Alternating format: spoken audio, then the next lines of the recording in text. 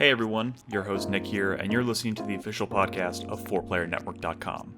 First, I want to remind you that we are a fully independent podcast, quite literally just a group of friends who have met once a week since 2008 to talk about video games.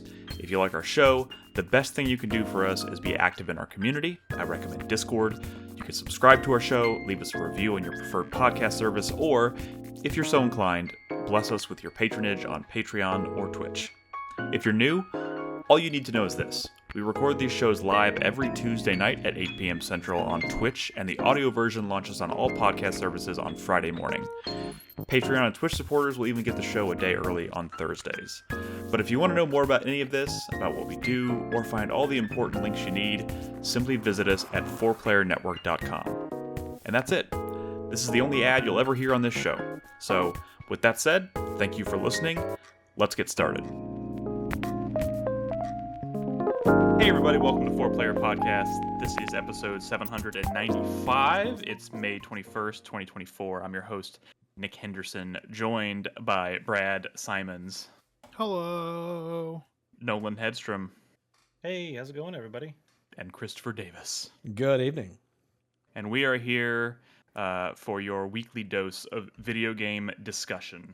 Lots of good stuff, maybe some not so great stuff, or a lot of not so great stuff happening in the industry right now. But as we said last week, May has been a pretty stellar month for indie games. So we're going to talk about some of those tonight. We're going to revisit a couple games. And we have a new game to talk about. I think Brad's been playing some Dread Delusion, right? You're going to talk about that a little bit later. Mm-hmm. So a lot of stuff to get on. And then, of course, next week, I'm sure we'll be talking about Hellblade, among other things. So lots of stuff to come on the horizon. But before I get too far into that, I want to remind everybody that if you're not in our Discord, we'd love to have you in there. Please, if you want to just hang out, talk about video games, talk about movies, talk about whatever, just be a part of a lively, fun, welcoming community. You can join us in Discord at discord.gg/4player. We'd love to have you. I don't really have a lot to say at the opening here. Let's just jump right in. What's been up, guys? Anything interesting? Anything exciting? Did y'all see that GIF I posted in the gaming channel? When? Discord.gg/4player. It was last night, very late. But essentially it was just gaming goes by very fast. It was the fact that 2024, from now, going back in time until when Vice City released, more time has passed since when Vice City released to when the setting of the game was in 1986. Oh my God, that's fucking weird to think about. Yep. On a slightly related note, just inject a little bit of news here, as we sometimes like to do. Speaking of Grand Theft Auto 6, I guess it got an official release window this week, which is noteworthy. They have not committed to a date, but they are saying they're pretty confident that game will be out in the fall of 2025. So it's very nice of Take-Two to go ahead and warn the entire fucking industry to get out of October and November. Yeah. I'm gonna be really curious if anybody decides to put them to pit themselves against Grand Theft Auto that month. What if Probably a new Alan Wake or Microsoft, Horizon. in all their knowledge, on purpose, releases a game at the same time because they want to shut down that studio? They want to be like, oh, look how poor this game performed, and so they set it to release at the same time as GTA. That is a depressing but depressingly realistic possibility. You know what I mean? Or they could release their major first party release in the week of a bunch of random indies and have it still do terrible. That is also true. I mean, as much as I personally adore Horizon, I do like the kind of the running meme of them timing their release against some of the biggest releases of the generation. So if Horizon 3 was announced to come out in the same general window as GTA 6, there's no way around it. It'd be fucking hilarious. Do you think it just could be that Sony, in all their wisdom, doesn't have the flexibility to move around a release date? they have the flexibility, but a lot of times we've talked about this. It all comes down to like, they want to get certain releases out for the fiscal year, and even if the timing is bad for the general population, it's good in like the immediate future for their bottom line, for their stockholders. You know, like it's. I get that, but at the same time, to launch against fucking Elden Ring, you're insane. You're insane. Yeah, no, it is. It's insane, and whatever reason they like to take these gambles with Horizon specifictly. But I'll say this: at this point, if they announced Horizon 3 and they released it right alongside Grand Theft Auto 6, I wouldn't give a shit. You know why? Because at this point, we've gotten 3 really good, solid entries in a franchise, and if GTA 6 is the thing that kills it, we still got 4 great games in that franchise, and I think that's something to celebrate. So, at this point, release it whenever the fuck you want. Well, can I deliver some 2 pretty good games that will sell decently in the long run, and then a PSVR 2 game that probably sold about 20 copies. And I was one of those 20. Sorry, Brad, go ahead. What'd you say? Y'all want to hear some heartbreaking live news? Not really, but go for it. I just checked SteamDB for Hellblade 2. Okay. On release night, evening, night of. Right. There are 2,200 people in game. Brad, everyone is watching the podcast, so apocalyptically bad. That is apocalyptically bad. We're easily cutting into 20% of their bottom line. So for release day. Yeah. No, you're right. I mean, fucking Ayuden Chronicle 100 Heroes has 839 people in game. Ayuden Chronicle 100 Heroes, which came out like a month ago, and is also a Kickstarted JRPG. But one of those games is on Game Pass. One of those games is on Game Pass. Hellblade 2 is available on Game Pass. They're both on Game Pass. Ayuden Chronicles is not on Game Pass, is it? Yes, it is, you clown. No, I'm telling you, you can't sugarcoat it. That is tragically bad. Brad, I'm not trying to sugarcoat it. We've all been talking about this for weeks. Microsoft has been refusing to market this game. Like, there's been so many people that literally found out the game was coming out this month when they did that. They literally tweeted. Xbox's Twitter account tweeted Hellblade 2 Senua's Saga May 21st with a picture, and that was like the extent of their marketing. The bulk of the marketing at this point has been Ninja Theory doing this thing where like all month they've been tweeting just random facts about the development of the game, which is cool, but like they're literally, I feel like that's just they're desperate for someone to market their game. This was inevitable. And it's terrible. It's fucking terrible. And there's been some rumors this week that like apparently Microsoft may have greenlit Ninja Theory's next project. I refuse to believe that. I refuse to believe that until I don't know. If Ninja Theory is still around in 2 months, maybe I'll start to believe that. But well, considering they've been a 2-team studio for a while, like I'm hopeful that like that other team is working on that greenlit project already.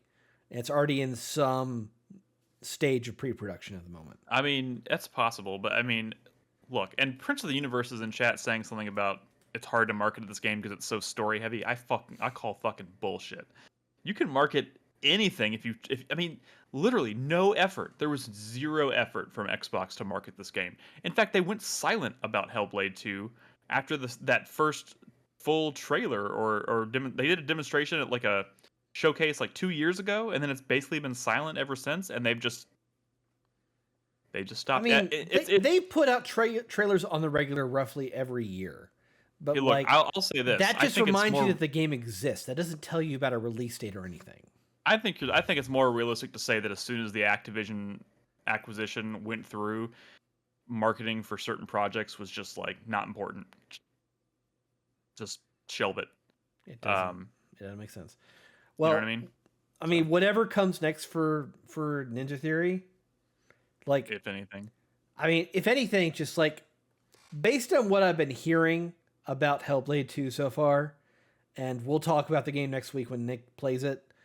I hope they put out a video game inside their video game with game mechanics and actual. Hey, look, I'm not going to comment. Combat, things like that. Look. I'm not gonna comment on Hellblade 2 until I play it. I don't think anybody should really comment on. I mean, because look, it's still reviewing quite well, and it's a device. It's clearly a divisive game, and for a lot of people, it's apparently it's not in gameplay intensive enough. But for some people, it has it where it counts, and I'm not sure if which camp I'm gonna fall into. But I'm not gonna comment it on until we play it. So, no point in even going in that direction now. Bring to Raucous also name drops Indica as far as marketing a heavily story-based game. That game doesn't have a lot in the way of mechanics. In fact, I'd be willing to say it probably has fewer mechanics than Hellblade. But they marketed the shit out of that, and they did a really good job at it too, especially for an indie studio. It's I bet they spent more money. I bet the indie studio spent more money marketing Indica than Xbox spent marketing Hellblade. I am pulling that out of my ass. True. I am pulling that out of my ass. That's probably not true, but it's probably pretty close. It's probably pretty abysmal how much I don't they think spent. it's true, actually. They've come out and described all the actual stuff that they've done to market the game, and it's like actual ads and stuff that they've purchased, and they've kind of broke it down. And they're like, well, I mean, I don't know, this is our marketing campaign. This is it. But when you have to pull receipts to prove to people that you're marketing your game, you're not marketing your game. Okay, but this failure is beyond marketing. That's bad. It is bad. It's a bad situation. But you know what? I am looking forward to playing it. The optimist in me wants to believe that maybe they're holding back a good portion of their marketing budget for when the game goes multi-platform. No. What? No. There's no sugarcoating this. We should move on. Yeah. This is a fucking tragedy. There's 30,000 people playing Hades 2 right now, 46,000 people playing V Rising right now, 2,200 on launch night for a major first-party game. This is embarrassing. I mean, it's bad. It's worse than embarrassing. It's horrifying. It's bad. At least it got a launch night, though. I'll say that. Anyways, we'll talk more about Hellblade next week. I'm sure I'm going to be playing it. In fact, I'll probably just play it in one, maybe two sittings, because it's not a super long game, but that's okay. But anywho, what else? Anything else exciting? Maybe any less depressing stuff to? I mean, to bring there to was the IGN news that hit today. That's depressing too. Why is everything depressing happening? I mean, that's not. What's wrong with mergers and acquisitions? I don't understand. Not heard. Mergers and acquisitions. It's IGN purchasing the Ziff Davis company, which has a lot of websites, and as part of that big purchase, which includes Humble Bundle and Rock Paper Shotgun and GameIndustry.biz, a bunch of different prominent outlets, they're laying a bunch of people off. Yep, it's not good. It's not great. Hey, on a more completely unrelated note, personal note, I watched Mad Max Fury Road for the first time since I saw it in theaters. I'm pretty sure the other night. Really? Yeah, and it was Robin's first time. Robin's first time watching it because we're going to see Furiosa on Friday. Did you do it in black and white? Did not do it in black and white. But I'll tell you what, Robin didn't really have any expectation or she didn't even. She's like, I don't even really know what Mad Max is. I have no idea what this movie is. But I hear it's good, so let's watch it. And we watched it. That not knowing what that movie is going into it is like a slap in the fucking face. Holy shit. That movie is so over the top, but in a really exciting way. Man, shiny so good. and chrome. I think it's one of the best movies of that decade. It's incredible. It's oh my god. She got really taken aback, and I was kind of taken aback by it too, because I was like, damn, I don't remember the CGI being so terrible, but there's a shot at the end when the rig flips over and the guitar goes flying towards the screen, and it took her completely out of it. She's like, oh my god, this movie looked amazing up until this point. Holy shit, that's bad. And we looked it up, and it's oh, they released this movie in 3D. They made that shot specifically for the 3D effect, and when you're not watching it in 3D, it looks so bad, which is really big shame. Does she like his earlier movies? Like Babe 2, Pig in the City? She mentioned that. Yeah. I feel like that's a movie that you really needed to have seen at IMAX. It's Babe 2, Pig in the City. yeah. Yeah. Mad Max. I feel like I would have not even like really cared much about that movie if I saw it at home for the first time. Honestly. I mean, so first off, I will say that Nick at his home, they're not just watching it on like a small TV. They do have like a little theater set up, so it's a little more than that. And I will say that I did see Mad Max in just like regular theater, not an IMAX, and I had a great time. We all went and saw it together in New Braunfels, didn't we? Because you were living in New Braunfels when it came out. Oh, you're right. Right. I'm pretty sure we all went together to see it, Brad included. Easy on the Wii. The chances of me being part of any like, social excursion is pretty. It was low. It was a 4-player excursion. Probably, this was before you were married. This is a 4-player excursion. Look, even before I was married, I'm still not one to ever leave the house. So I know Crispy was there. It was me, Crispy, Nolan, Bernadette. See, I believe that. I believe you. I believe all the story up. You know what? Fuck you too, Brad. If you want to retroactively act like you weren't there, even if you were, that's okay. We'll just rewrite history. Chances are probably you're retroactively uninvited, Brad. Yeah. Damn. We revoke that memory from you. But yeah, the movie's pretty good. I'm pretty excited about Furiosa. We'll see how that goes. That's reviewing pretty well. Babe Pig in the City got nominated for an Academy Award? Mm-hmm. It was directed by the guy who brought you Mad Max Fury Road, of course. And a BAFTA? It's a great film. You know, I also did not realize, because Robin likes to go through IMDb's like trivia section when she watches new movies for the first time, and she was reading all kinds of Fury Road stuff that I didn't realize. That movie was edited by George Miller's wife. Like, she's like the sole editor of the film. And when they asked, they're like, "Why? She's never edited an action movie before. Why did you turn to her?" And he was like, "Well, basically, if a dude had edited this movie, it would look like every other action movie, and I didn't want it to look like every other action movie. So his wife did it, and she won a fucking Oscar for it. So that's pretty badass." Cool. Yeah. Interesting. I also saw that new Planet of the Apes movie. How was that? You talked about last week. Did I? He talked about the fact that he was going to see it. Yeah. It's possible. I could have. Brad doesn't care. He hasn't seen it. He doesn't care. Moving on. No, I mean, I just, All right, where are we going? Good meals lately? You having any good meals lately? I'm just saying. It seems like a very movie-heavy conversation. Dude, I had some of the best sushi over the weekend. Holy Tell me about it. Where was it? That looked really good, actually. Dude, oh my god, go look at the picture I posted and look at my food. There's a channel on our Discord at discord.gg/4player called Look at My Food, where people can post pictures of their food. It's supposed to be food that you make, not food that people don't give a shit. People post all kinds of stuff. If it's good food, they post pictures of it. Yeah. I don't need to do a poll. It's my Discord. I can do whatever the fuck I want. Guy. He didn't Brad, make that shit. So well, first off, I will say I created this channel. The original concept was, yes, food that you made, but it was altered to food that you are eating, but it is not supposed to be meme food, i.e. you're not just supposed to post random pictures of, oh, I found this picture of this thing on the internet. That's not. Did Chris Davis get shamed out of there? Look, what happened here? There had to have been multiple people have been shamed in there, but I see some pretty good food here. I'm just scrolling. I mean, a lot of this looks like homemade stuff, but I went to. When did you post this, Nick? It was on Sunday. It's just 2 pictures. It's a sushi hand roll place called Yuki. Oh, I see it now. And Yuki.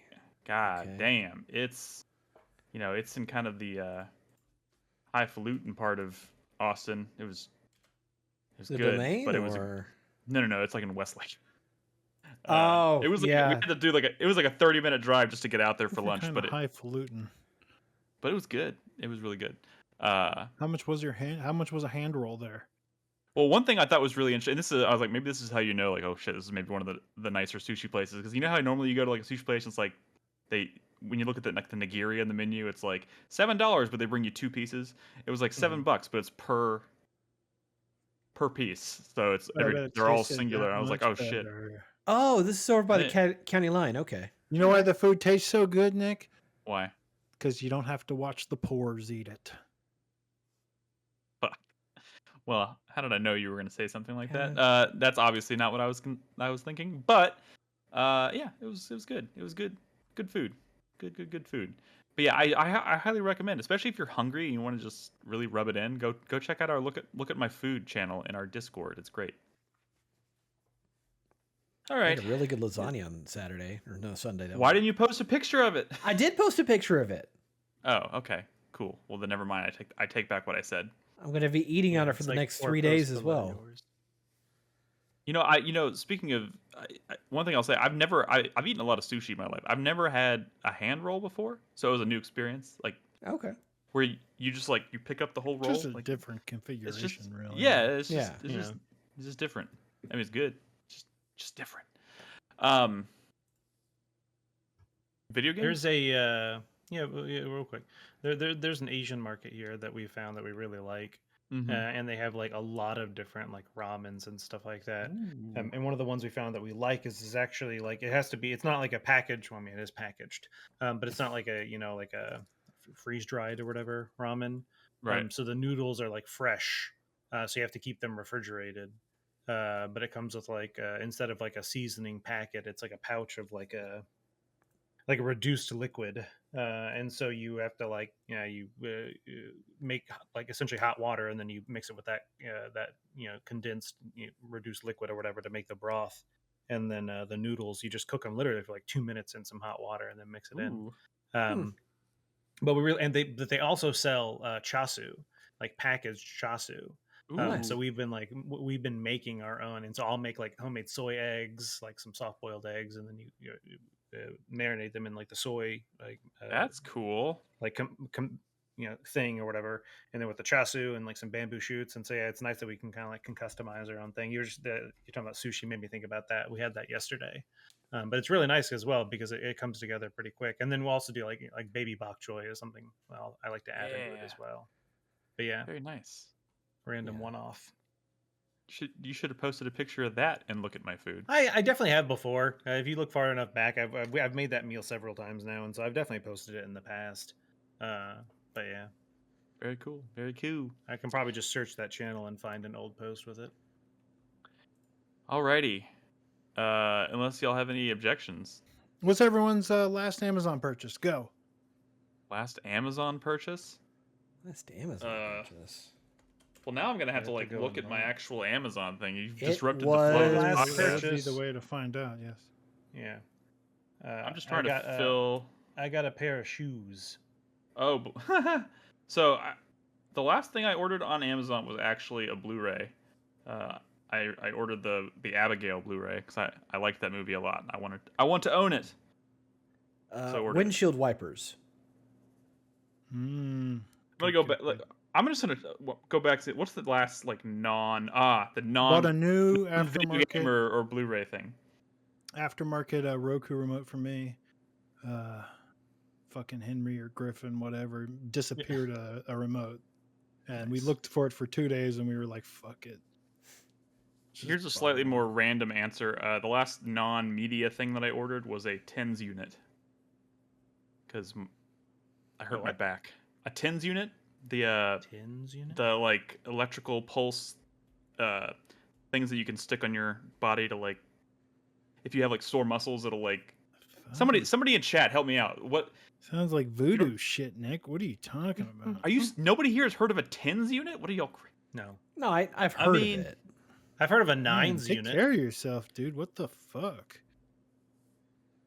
Dude, I hurt my back and it was kind of a godsend. It's like you actually like stick the nodes on your skin and then you can like crank the electricity and it just like it does the exercise for you. Do your stretches, Nick. I mean that was a result of me not doing proper stretching. I'm not gonna lie. Not gonna lie. I learned my lesson pretty quick on that one. Hey Brad, has your what was the knockoff Game Boy Advance SP that you got called? Didn't you order that? I didn't get the one that's the SP clamshell. That one's brand new. Ambernick has one they just came out with. Okay. I mean, just search Ambernick SP or Game Boy SP. It'll it's just it's a clamshell that looks exactly like a Game Boy Advance SP. Yeah. If you want that form factor. I mean, I mean, it looks good. and from everything I've seen of it, the problem is like it's kind of thick, and it's built to play up to like PlayStation games, but it only has like a D-pad. So okay, I mean, just saying you could add like flavors. Do a nub instead. That doesn't work for you. Plenty of PlayStation games you could play with the D-pad. Brad, do you have any other random questions you want to ask us before we actually talk about video games? No. Hey, somebody in our feedback channel or our podcast discussion channel in Discord suggested just a fun activity that I thought might be interesting. They want to just hear us go around the room and just say what our most anticipated game of the rest of the month is. I know it's a little late in May. Maybe we can extrapolate this out to include June, but just what the fuck comes out in June? No, I mean there's still a lot of stuff coming out in May. I don't know, but I'm gonna go ahead. I'm gonna throw out Nine Souls. That's next Souls, week. Yeah, that's a good one. That's a good one. Very excited for that. I would go with Hunty because it's worth $30. What the fuck, Crispy? I don't know. $30? That was wild. Holy shit! I have no idea why. So what I learned, what I thought, and I could have sworn maybe they changed it, is that if someone public bids on a game, and we're talking about Critic now, by the way. We're not doing it now, but I'm gonna let this slide. Go ahead. No, it's just a question before I forget. And this game appears in the bidding pool, public bidding pool, because someone introduced it to the bidding pool. They bid on it. Mm-hmm. Right, I thought right. if you're not the person who introduced that bid, you can cancel your bid anytime you want. Just the person who introduced the bid can't cancel that bid. That's how I thought it worked. I didn't introduce Haunty into the bidding pool. Someone else did. So I did like a bid of like $5 or whatever. I don't know. And I was like, I don't know. Let me cancel it. I haven't decided. And I went to cancel and they said you can't cancel it. So I thought, oh, well, maybe I actually am the one who introduced it like earlier in the week and I just forgot about it because I know I was definitely thinking about it. So at that point I was like, oh, well, this is my bid then. So I'm just going to switch it to $1 because I'm pretty sure no one else is going to bid on this. But it fucked me. It fucked me because I was originally going to do $5, but I convinced myself that it was only me, so I switched it to $1. But then Crispy like way overpaid for it, so it didn't fucking matter anyway. Yeah.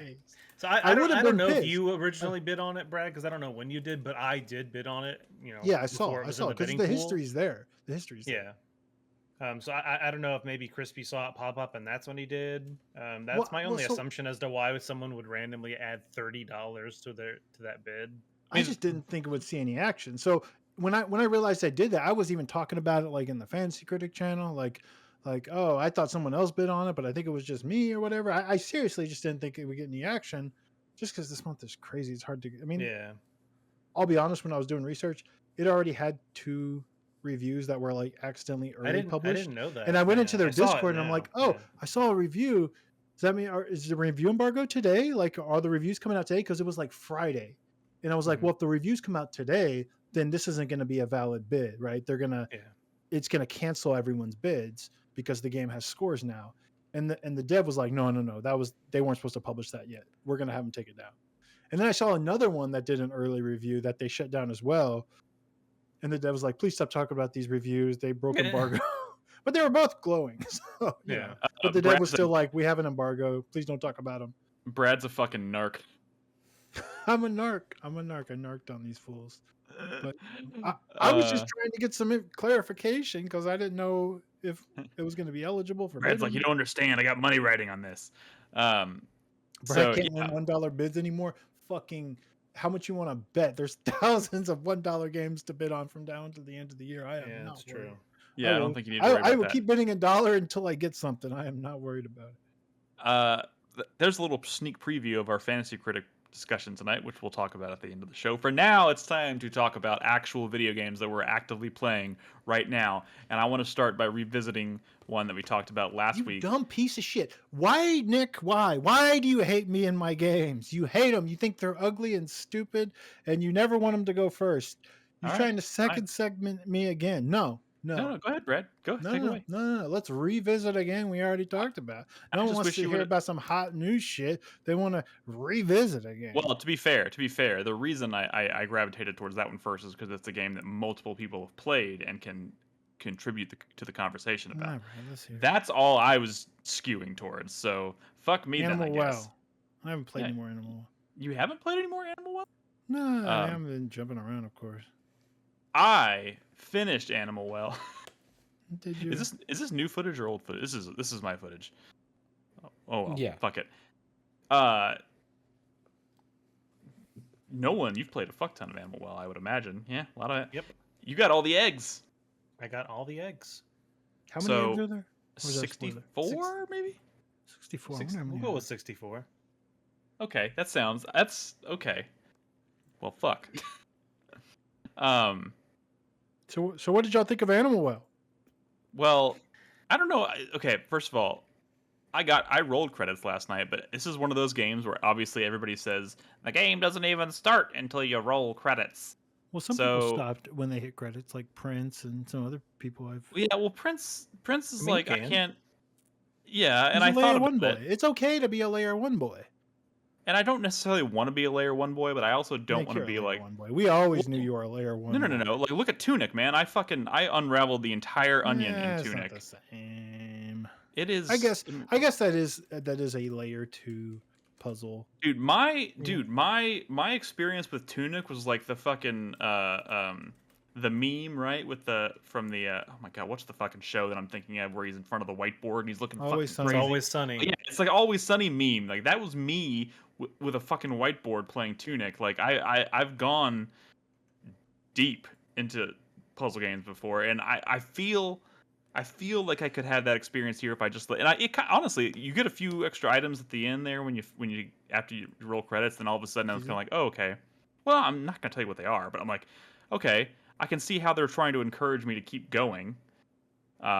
But then I spent like an hour playing the game, and I was like, and then I found like one egg and no new areas to explore, and I was like, this is, and like the dev has been kind of like saying as much, but like, if you're not going to play this with like a community, like you need to be talking with people in the Discord, or maybe like maybe I do need to start doing official that Discord or something. Like this is a game that if you're going to keep going, you need to do it with the community.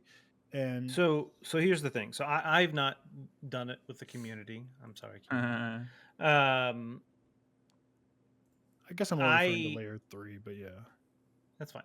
I finished the game, kept going. Like Nick said, collected all the eggs. You know, but here's the thing: is I know, Brad, there is stuff in the game I've not found. I know there are probably things in the game that I don't even know that I don't know about them.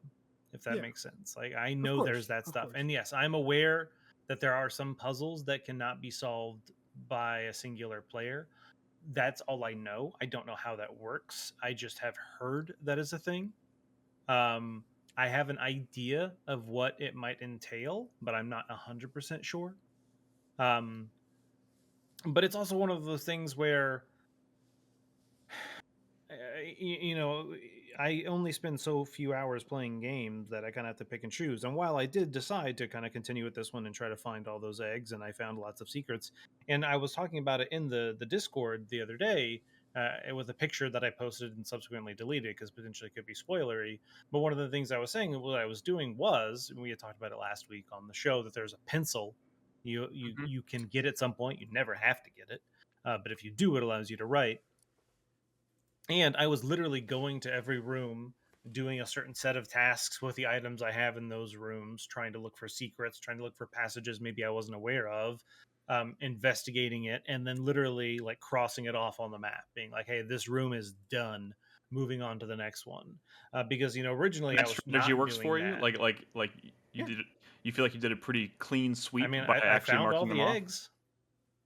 But like, how do you know? Like, I'm the kind of person who's like, I would be like, I'm gonna mark this room off. I was like, what if I'm wrong? What if I mark it off and it's actually hidden somewhere? But you go back and you erase, right? Yeah, but then I would have to stop you from doing that whole thing in reverse and erasing. Remember, 100%ing is just layer 2. That sounds layer like a lot. 3 is what I guess what you really need a community for. I mean, that's when it gets like, you know, I mean, he Which is talks impressive. about secrets that he expects people to never find. Right. I can imagine.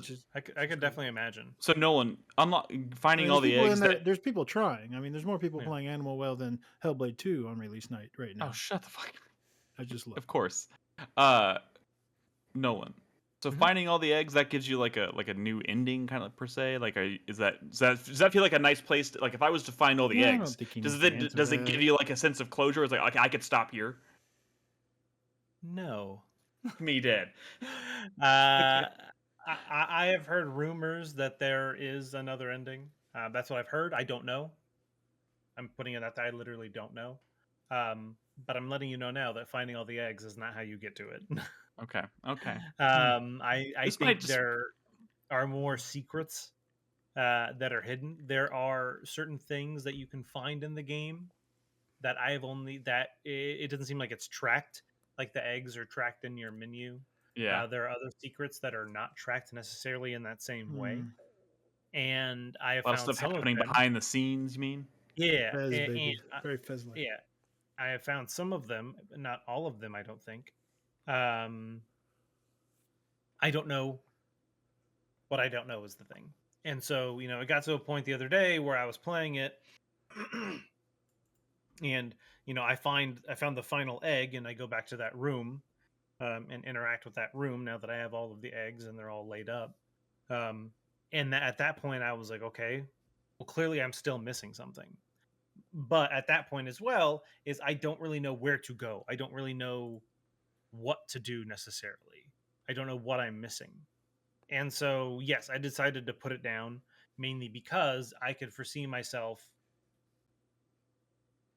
spending hours looking around aimlessly for something that I don't even know what I'm looking for. Yeah, you get to a point where you're spending like 5 or 6 hours and not finding anything new. And the thing is I didn't necessarily mind doing what I was doing before, going through, marking the X's, and continuing to go, because I had a goal. I knew what I was working for. I was looking for eggs.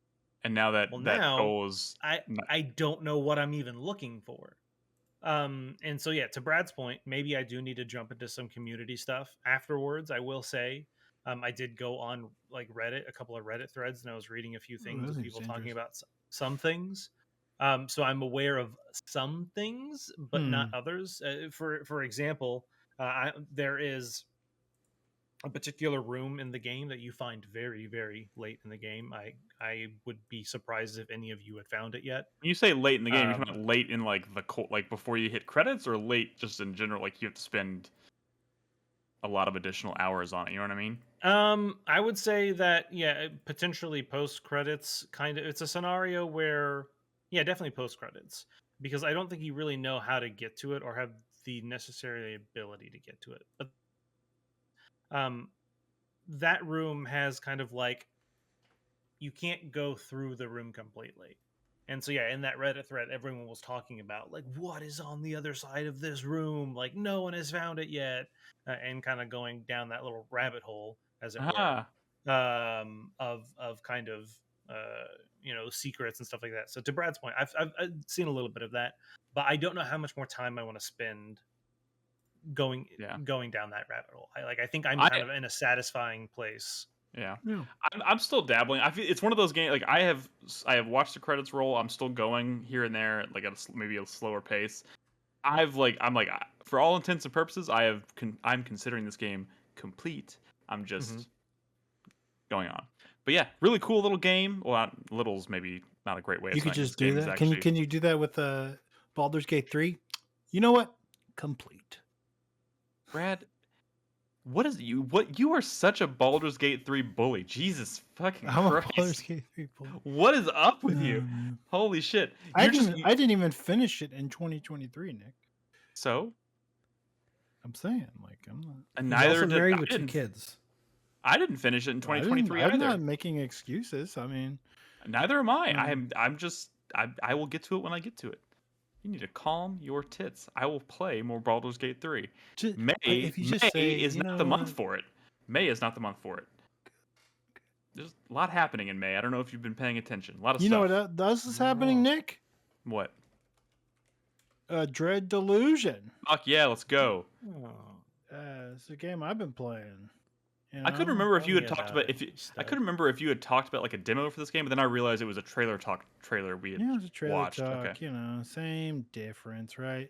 This is some game that's been early access for a couple years. Finally came out in 1.0, which is That's how we do. That's how we do. check. If anybody here is wondering why we haven't talked about things like Hades 2, it's because it's early access, baby. We very rarely delve into that. Yeah.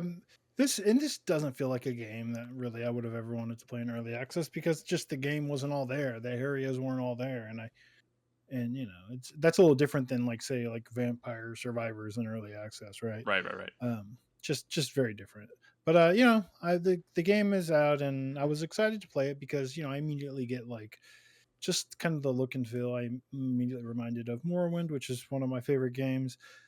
The thing about this is it is an open world first person action RPG, but it is how do I start with this? Use your words This game carefully. is kind of not what I expected it to be in some pretty interesting ways. Okay.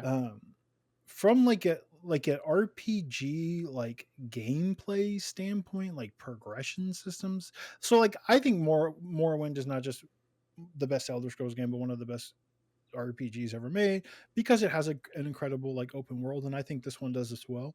But it also has like insane like customization and like depth to the systems, just like stuff like spell crafting and enchanting and like all that stuff is absolutely fucking crazy. You could just sort of like break the limits of the game. Absolutely love that game. As far as like actual progression goes in this game, and like just systems kind of like backing it up, like simi stuff, an Elder Scrolls game isn't just like like progression systems and stuff. It's also like kind of the simulation underneath, right? How like every object you can sort of like pick up, and you can still you're stilling it if someone can see you, and those sorts of things, right? People are kind of going about their day and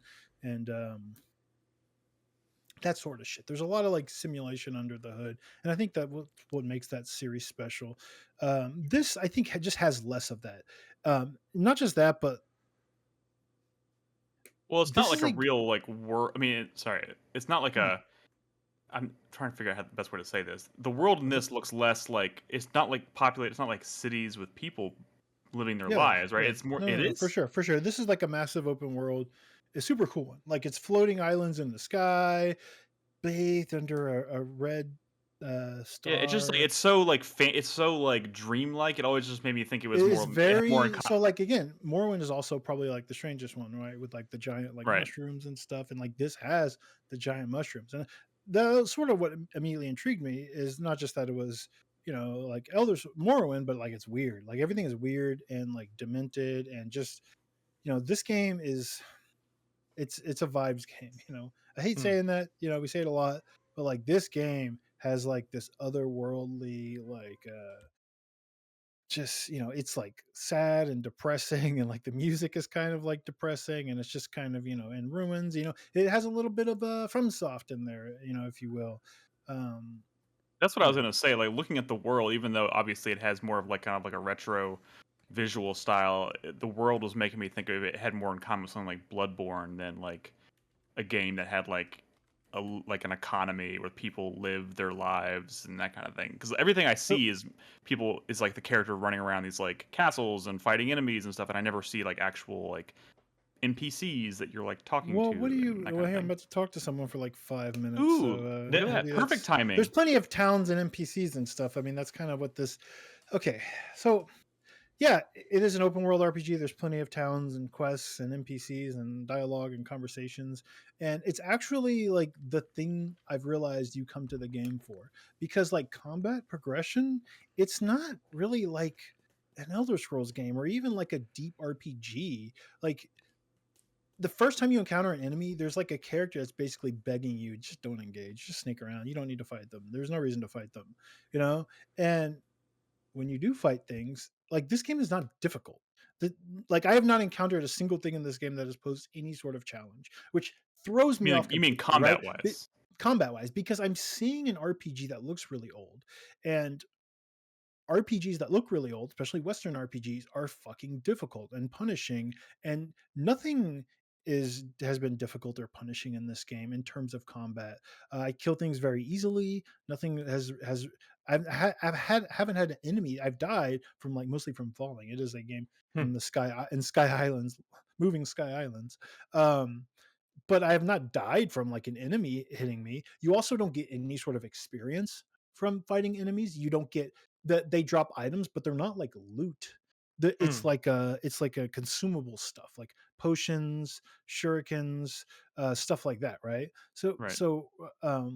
Money, of course. But it's basically like fighting things in Zelda, right? Like as much as you don't really need to engage it in fighting something in a Zelda game, is kind of like how it is here.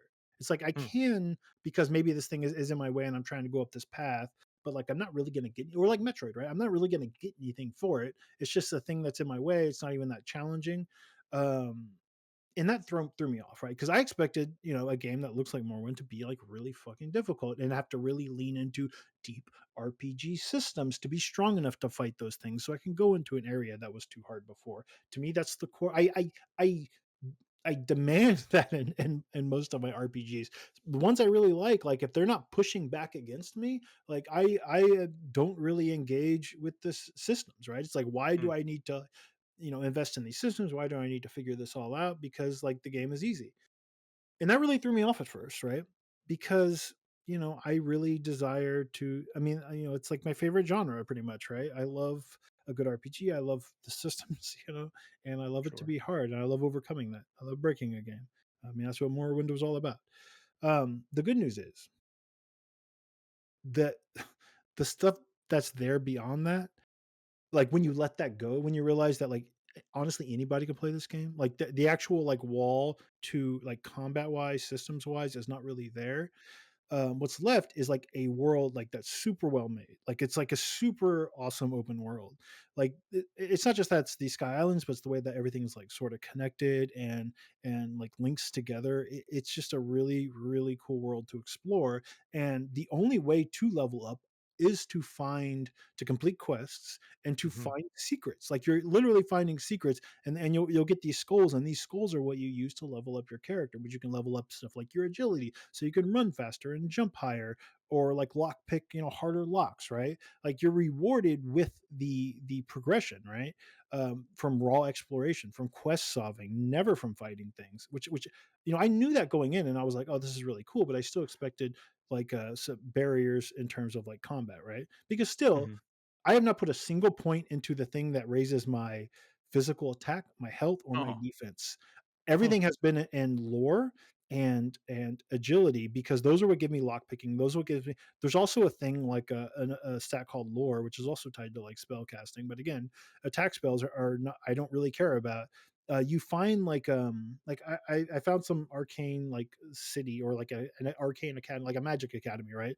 Up in some floating island, and it was really cool. But all over this little mini island city or whatever, there are these stuff like candlesticks that are turned or whatever, right? And they're hidden switches, and you can only interact with them if your lore stat is really high. And then when you sort of find them all, you're opening secret passages and stuff. It's kind of like a different kind of lockpick, almost like a magic lockpick, but it's making the world more traversable or more explorable. Yeah, so all of my points have perception been, check. there's also speech, a speech stat, so you can get different dialogue options. You can convince people of things, because even though combat is super not the focus, questing is, and the story and the world building and the writing and the characters are super fucking good.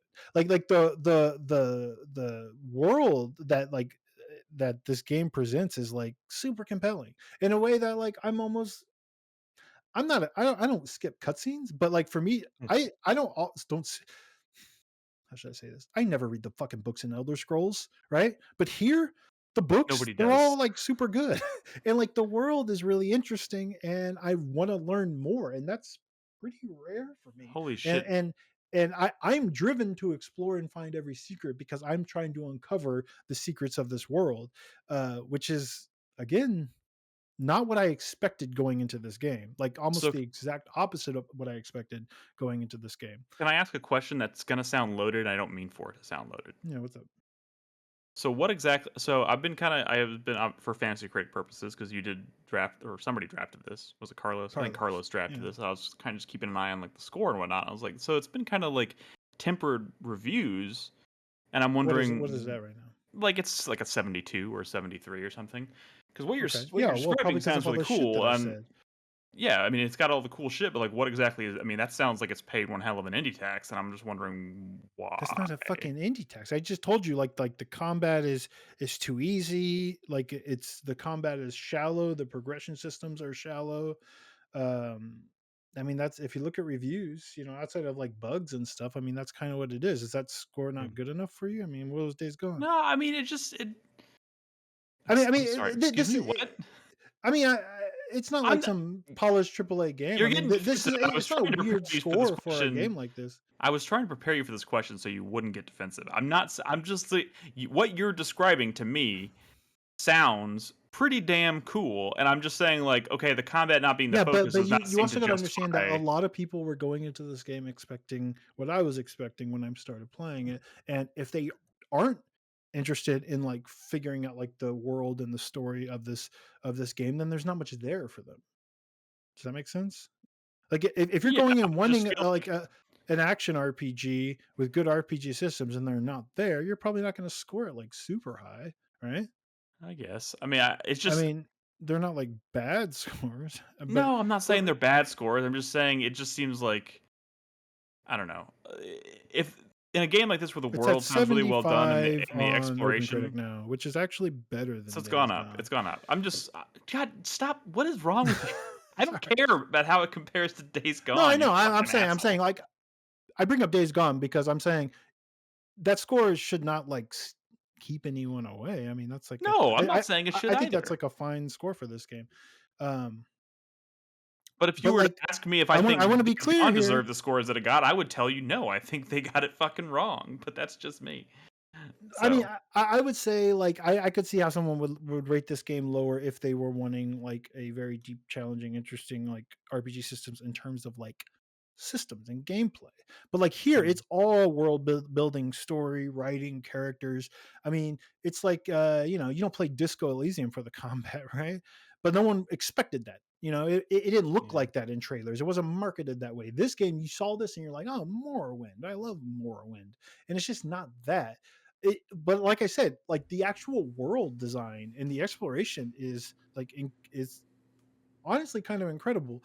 And I don't know, I'm just like super hooked. Like there's like a whole mystery going on. Oh, so you're part of it's okay. I don't want to set up the world here because there's a lot. I've been reading a lot of books and stuff. Give us the elevator pitch then on the world. Okay, it's sort of like a world of ruin.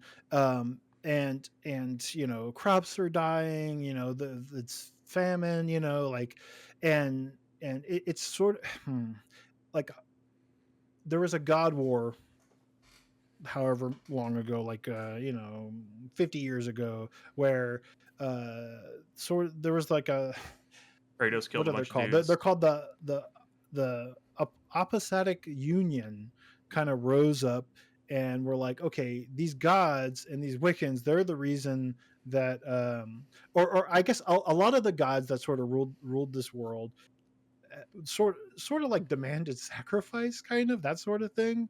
And this anti-god union rose up and said, you know what, we're done with this. And what happened is everybody started killing their gods. They were like, you know what, we agree with you. Let's kill these guys. We're tired of like sacrificing ourselves to these people. So they killed all their gods. And now, well, these gods that, kept, the crops growing and stuff, allegedly, well, now there's, everyone's like, well, maybe we shouldn't have done that because, the kind of world's in ruin and we're suffering, and maybe the gods weren't such a bad terrible thing. Mistake. So like what's interesting is like there's like factions and you kind of don't, there's no good and evil, and it's hard to tell like who's actually right here, because there's people who are like, oh, I still believe in the old gods. In fact, dude, I got one chained up in my basement, don't tell anyone. Like literally there's shit like that. And it's like, cool. Well, you can tell, you know, that you're the apostatic union, which by the way you're a prisoner of, but they're using you. They're sending you out to try to track down this one lady who is basically she's sort of the MacGuffin. Like you're sort of, the story is about kind of tracking her down. They're using you to, like, you know, help track her down. And because she found something down below, you're on these sky islands, but the world down below the surface is like 400 years ago fell to complete ruin. But she traveled down there and she found something, and she's basically maybe going to completely rewrite the world.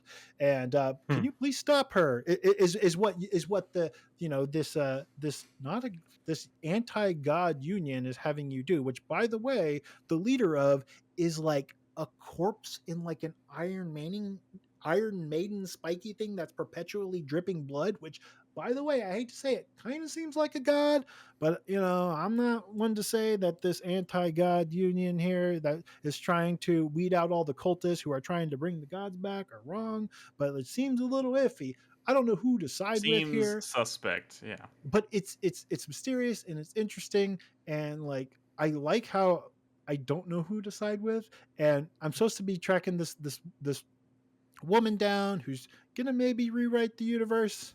I don't really know, and I'm right now I'm trying kind of tracking down some of her old friends who used to like fight with her. She's like a mercenary band. She like heads up a mercenary band. But then we're kind of like, she's going a little too far. She's getting into some weird shit. You know what? Fuck this lady. So I'm kind of trying to track down those people to kind of like get them together to maybe find this woman and kill her or join her. I haven't decided actually, because you know, like again, you go into a library in like the this magic this arcane academy or whatever in the clouds, and I'm like, and I'm reading books about like the world, but I'm like, is this actually just bullshit? What am I reading here? Is this the truth or is this bullshit? Because I know that the person who wrote, it's like propaganda. So like it's like a super interesting world, and I don't know who I trust, and it's like super compelling, you know. And I'm not the person, you know. I constantly talk about like fuck notes, right? You know, sometimes do say that, in games, quote unquote, fuck notes. Or I get into like long dialogue conversations, and I'm just like, all right, I don't need to hear this stuff because it's not all that interesting or compelling, or you know, or elves and dwarves. I've been here, done that. But this all seems weird and different and unique. There's a Clockwork Kingdom that I haven't gotten to yet, but I keep hearing people talk about it. I'm like, I can't wait to get there because I've seen in the trailer all kinds of like weird constructions, and apparently they're trying to like maybe rewrite the rules of the world. It's kind of weird because like magic is also kind of like it's almost like the universe is made of code, which I don't know if it's also like this meta layer that's also describing the game itself. I don't know. I gotta keep playing this game because I'm super interested and I want to know what's going on in the story. And this is like I don't even know what even is this footage, because you know I get to a town and I'm just in there for like hours talking to people because I'm watching you jump over and over and over again into a river and then looking for a way out. So it beats me. Somebody in chat, it's just a super cool world. Is that you, Chris Davis, on the 4Player in chat saying, is anyone getting old school Hexen vibes from this? Yeah, that was me. It's not a first person shooter, dude. No, like okay, boomer. No, I mean it's yes, I'm holding a sword and it's first person. If that equals Hexen vibes to you. Color palette too. Vibes. I guess, yeah, I don't know. Just neat. And like I said, in a way I was not expecting it at all. And I find that that's kind of cool. I don't know. I mean, it sounds pretty fucking cool to me, so I don't know.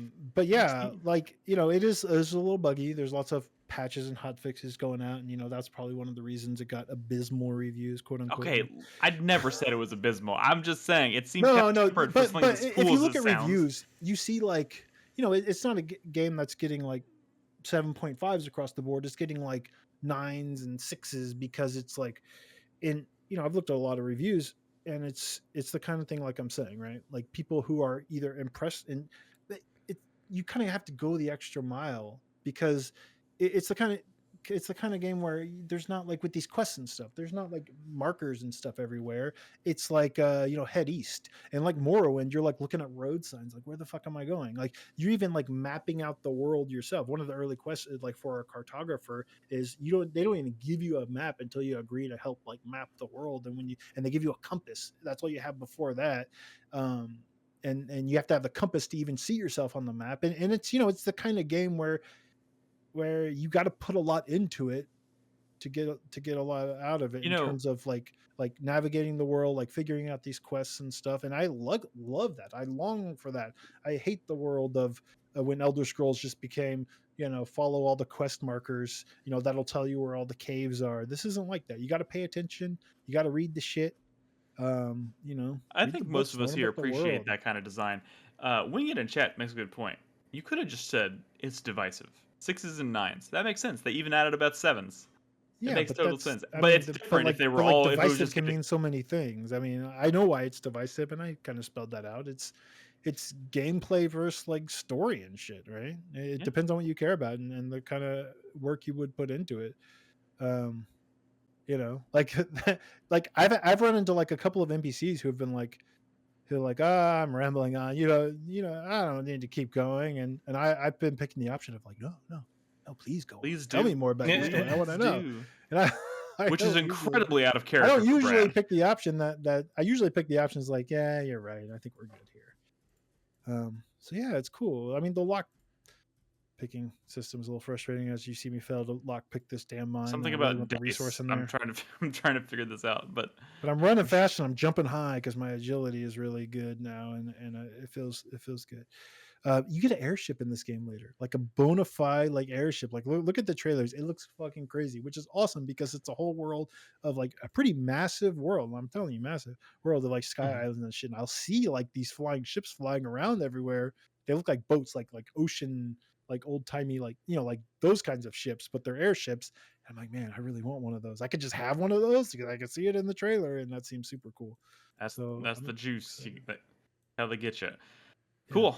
Unexpected, but it has been. So has this been like your main quite intriguing for game wise for the past week? That's kind of how it's been this year, right?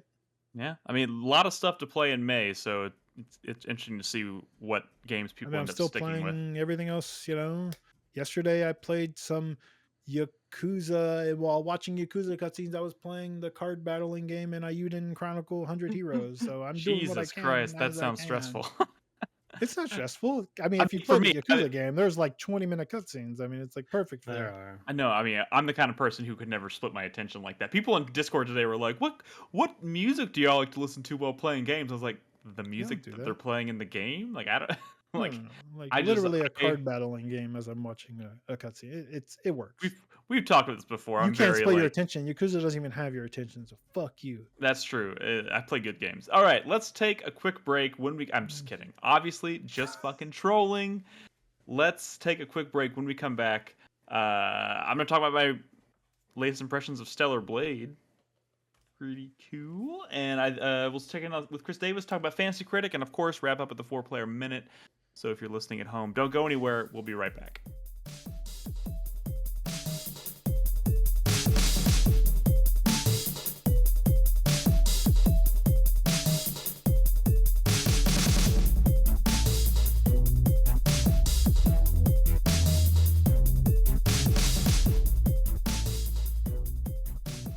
Welcome back to the show. Chris Davis, real quick. You didn't have anything on the dot. You said you finished a game, right? Did you finish the game you talked about last week? Yeah, I finished Star Ocean. So you're moving on to the next Star Ocean game? You're going to play all the Star Oceans now? I'm kind of in a pit right now. I don't exactly know what I want to play next. A pit of despair? You're in a pit of despair right now? I mean, yeah, I'm pretty apathetic about a lot of things right now, so... You know what you should play? I'm going to say, you should play Crow Country. You're someone who appreciates classic Resident Evil, right? Maybe, but I'm kind of don't want to spend any money right now. Well, how much? You probably have so many games that you have not played, right? Yeah, I'm leaning into my back catalog. Okay. Okay. Fair enough. I've got some ideas. It's just I want to hear the ideas. What's your current top idea? What's one that you've really thought about for a bit, and you're like, this could is be a the safe one. place. Be vulnerable with us. Well, Divinity Original Sin 2. Oh, shut up. No, seriously. Play that. Why Really? not? Yeah. Brad, he just played. No, I mean, you Ocean absolutely should. He just played the Star Ocean Second Story remake. That is weird. That is weird. And you know what? He'll probably finish Divinity Original Sin 2 in like a weekend. He won't. No fucking. Oh, I definitely won't. Nah, it's Larian. It's gonna take hundreds of hours. That's a great game.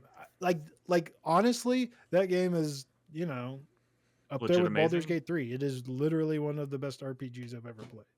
So you'll love it. If people love Baldur's Gate 3 like you and Nick, then you would absolutely love Divinity Original Sin 2. I don't want to hear it. I don't want to fucking hear it, Brad. I did play 70 hours of Baldur's Gate 3, and it was my second favorite game of last year. 70, Nick? 70? Yeah. 70, Brad. I've also been thinking about going back and finally giving Mad Max a shot. Fucking idler, motherfucker. Hey, everybody shut the fuck up. Everybody shut the fuck up. Chris Davis. Play Mad Max. Mad Max? Play Mad Max. Fucking amazing. I love that game. I mean, I've thought about that. Mad Max is one of those open world underdogs that I love to. Oh, it does say 70.1 hours. Yeah. Actually, on my how much of that time is you just look on my spreadsheet? Watching Smallville with it running in the background. On my spreadsheet, first of all, fuck you. On my spreadsheet, I have 68 hours, which is usually a bit more accurate than the Steam because the Steam takes into account like when I walk away and I'm not, So 68. Wait. You track the. You're 68 hours and you barely started Act 2. Yeah. Or 70 hours you barely started Act 2. I mean, I guess I play that way, but I know you don't play the way I'm doing that because I'm respecing characters. What the fuck are you doing? Talking to everybody and exploring every nook and cranny. Yeah. Okay. I'm role playing, bitch. I'm living in this world. I've also been thinking about maybe doing some comfort food. Like, I think now that the modding scene has done some interesting things, I think I want to play Metal Gear Solid 3. Check out the crouch walk mod that people made for that. Interesting. Yeah, they took the crouch walk from the 3DS version and they put it into the game. I still find it for that remake. I still find it hilarious that you just said Metal Gear Solid 3 and the DS version. 3DS. Yeah, the 3DS version. I know, but like it's just wild to me. I still can't believe that exists. But that's who we have. Where's Zerby? I saw Zerby. He's played 13 hours of Baldur's Gate. What the fuck? Now he's get him. Yeah, Brad's gonna scroll through his friends list and just publicly shame people for how much Baldur's Gate they've played. Who's on my friends? No, seriously, Chris Davis, you should play Mad Max. There's not enough people played. I will say, like Matthew Dickerson in our chat says he's been trying to play Mad Max for years and now he's finally playing it. It sounds like he's enjoying it. Actually, that might be a cool game to go back to after watching the new movie. But I feel like maybe that's what we thought after watching the first movie, and then dude, Mad Max legit has some of the coolest car combat I've ever seen in a video game. Oh, and but isn't the actual open world kind of whatever? I mean, it's a wasteland. It's a fucking wasteland. It's I mean, it's pretty bog standard or whatever. Would you say that car combat kind of carries that game? Yes, absolutely. Oh, but it's good. It's like really good. Oh my god, yes, the car combat just like combat in Rise of the Ronin is exceptional. Fucking do it. I can absolutely carry that game. That has every time I think we're having a moment, Brad. I think we're having a genuine, authentic moment where two gamers are connecting. Trying to convince you to play Rise of the Ronin is just as valid of a moment, Nick. I have never told you I'm not going to play Rise of the Ronin. I'm just not playing it right now. Here's the thing, Nick. The subtleties of your tone, your word choice, your look. We've been talking to each other for a long time. Is that what it was? I'm saying I get the vibes from you sometimes when you're like, yeah, I'll get to it. I'm just saying we've been having these conversations for a very, very long time. So when I say I'm not so sure about that, I know you're saying that, Nick. Hey, I'm not making promises that I'm going to get to it this year, but like I'm certainly not. Again, vocab choice, All right, no, whatever. It's fine. It's fine. I don't even care. Just don't act like I have zero interest in playing Rise of the Ronin, because that's not the case. I mean, obviously, the Assassin's Creed one is the one for you. Yes, but it's that you're shunning the Japanese one. That's what's making me mad. In the year where you're supposed to be beating Japanese games, you're just like, Rise of the Ronin. Why would I play that one? Assassin's Creed. It's like, well, the irony is not lost on me, but don't worry, I will get my 10 points, and I will get my I'm not racist card. For those tuning in who have no idea what we're talking about, ask somebody in the community and in our Discord at discord.gg/4player. They will tell you what that's all about, because I'm not going to go into it here. But some good white studios making some samurai games. It's just funny. They're like that and Tsushima. You're just like, it's like with your indie JRPGs, Dude, you know what's great? You know what's really cool about the PC release of Ghost of Tsushima is we're seeing there's a lot of people who are playing Ghost of Tsushima for the first time right now because they've been waiting for the PC version, and all these people who are finally experiencing that like opening moment where he's riding on the horse through the field. Yeah, and they're like, oh, the title card, and they're like, oh my god, this fucker again. I was like, oh my god, that moment was so magical. Okay. It's so magical, and some people just didn't really. They missed it because they weren't paying attention because it was just a PlayStation exclusive. 40,000 people in game right now with Tsushima. It's a very good game. It's a good fucking game. Winged in chat. I am currently sitting at 6 points on the Japanese challenge that Brad has. Yeah, look, it was thrown together. I feel bad. Final Fantasy should have never been. He's about to move the goalpost. He's like 10 points. I was too You're low. not there. I will say, like, strutting around with 6 points, it's like a golf, right? Like, not like it is structured in a way to where like 6 points is very far away from 10 points, Nick. Sure. So don't celebrate till you're celebrating. Did we establish a consequence for not hitting 10 points? No, I don't even like. This list is not even supposed to be unrealistic. Like, the goal is for him to actually finish some of these games, and he has been, and he will. That's what makes it a success. This motherfucker would not have finished that Persona game. I could see the twinkle in his eyes, and it's like, it was mid. He would have put that shit down like he did countless other JRPGs. Dude, did it. That's not for fair. The points. That's not fair. But maybe it's not fair, but I don't think it's not true. Believe me, if I did not stick around for 80 hours of Persona 3 just so you could give me 4 points on this stupid challenge. I maybe disagree. I promise you that I don't care that much. I disagree because without Persona 3, you'd be like, oh shit. Yes, I absolutely would be a little worried, but I'm not. I'm not worried. Okay. There's still some great Japanese games coming. You finished your first Persona game.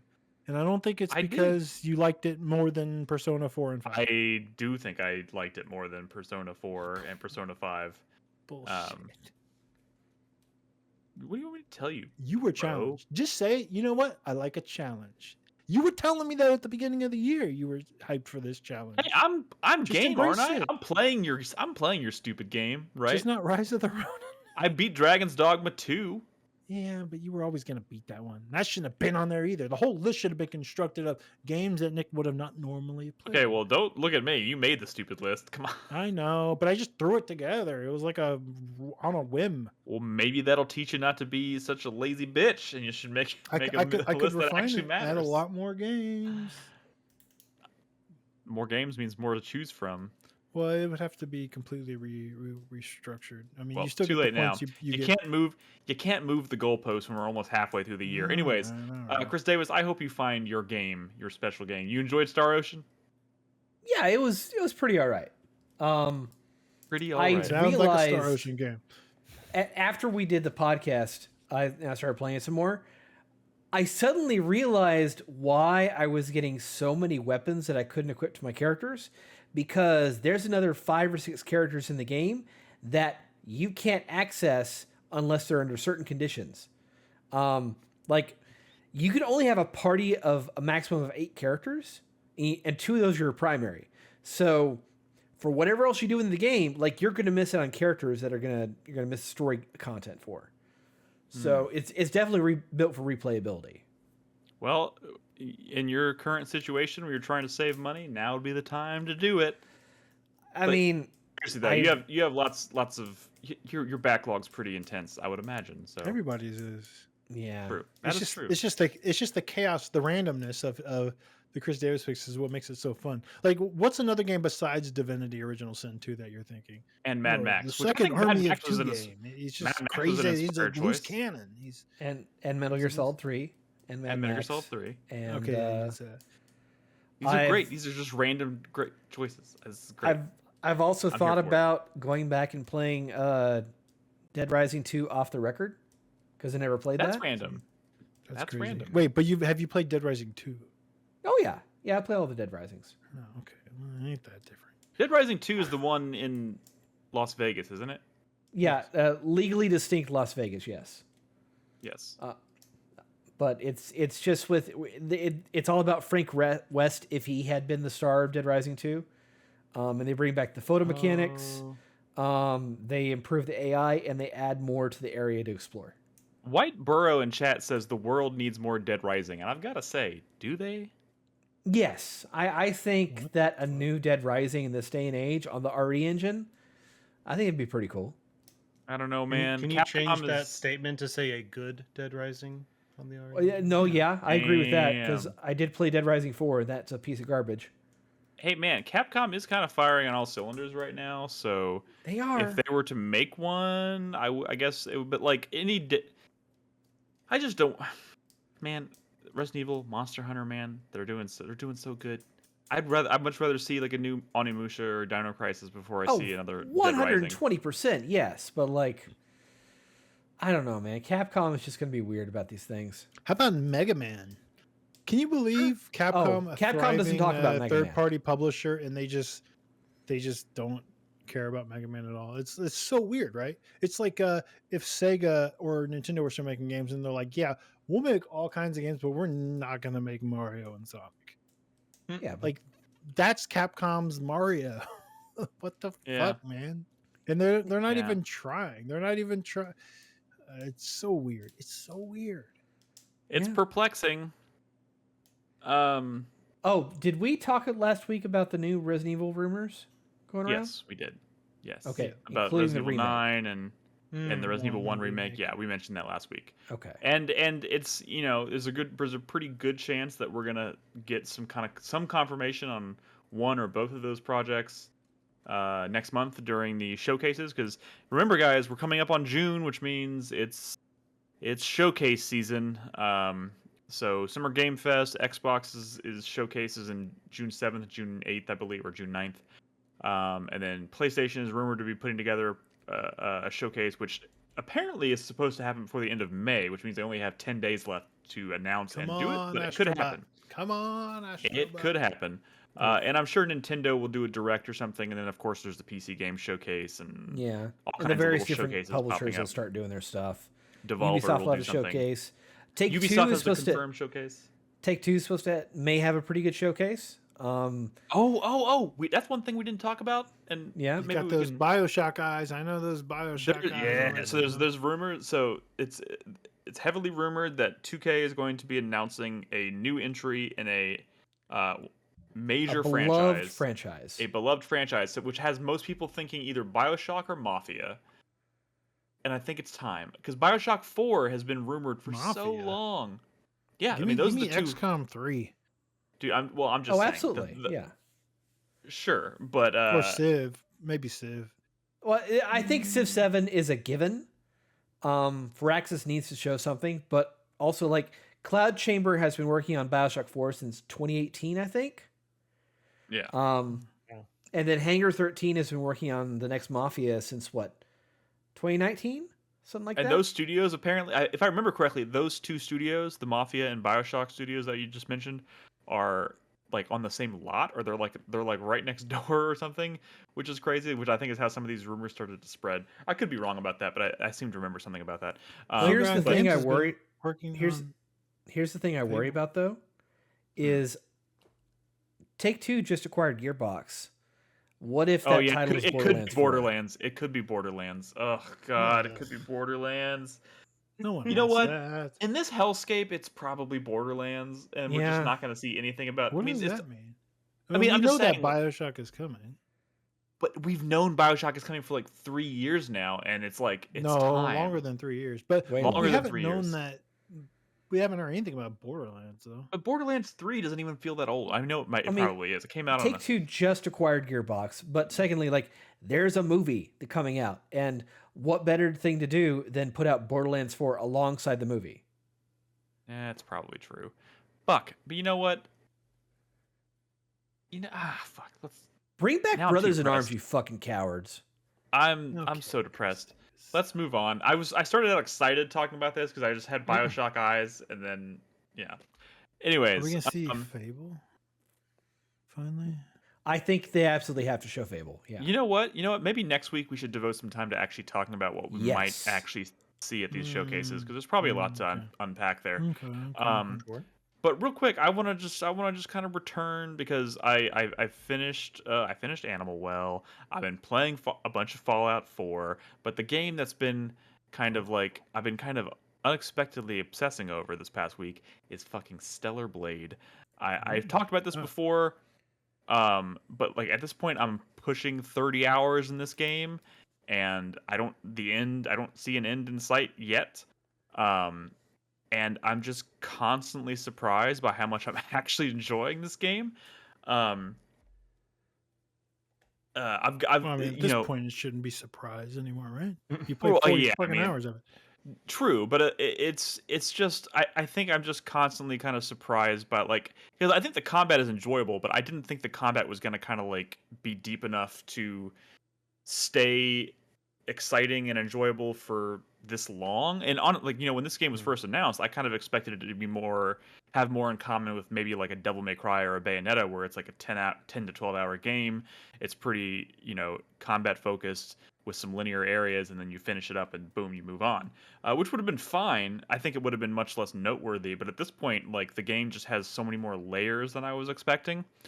Like, I've gotten to the point now where I've explored like multiple like big open spaces. In fact, this game actually does have a lot more in common with something like Nier Automata than I ever would have expected, aside from the obvious like musical. Besides, other than everything that this game looks like. I mean, right, but like there's a lot more time spent exploring these big open zones, which I kind of associated with Nier Automata. That I really just wasn't expecting to really be in this game. And if they were, I thought they were going to be pretty small and pretty easy to kind of like clear and move on. I played this game for like 5 or 6 hours the other day, and I was exploring one area almost the entire time, doing almost no actual like main story stuff, just running around, finding secrets in the world, exploring the environments, fighting shit, finding all the drip, because man, this game has lots of drip, just so many outfits and hairstyles and glasses and earrings and all kinds of stuff, not to mention all the stuff that you can like actually allocate to your character to boost their stats and whatnot. And it's been kind of a joy. Would you say combat and drip is carrying this game? Why do you always phrase it like that? Like, every game has something that carries it, right? Like, that's what are you getting at, Brad? Not, you know what I'm getting at. No, continue. I actually don't know what you're getting at. Are you trying to? Are you making comments about the sexy lady being kind of the front and center of this game, and that's what everyone's talking about? What are you getting at? Talking about Rise of the Ronin. Come on, dude. Oh, why are we talking about Rise of the Ronin again? But pay attention to the words that are coming out of my mouth. Also, I think it is bullshit that you're not counting this game in our little challenge here, because this was... Okay, you're the one who talked about not moving the goalpost. You mean just add a game just because you played and it's Korean and that's pretty close to Japan? Like, I thought the point... What are you talking about?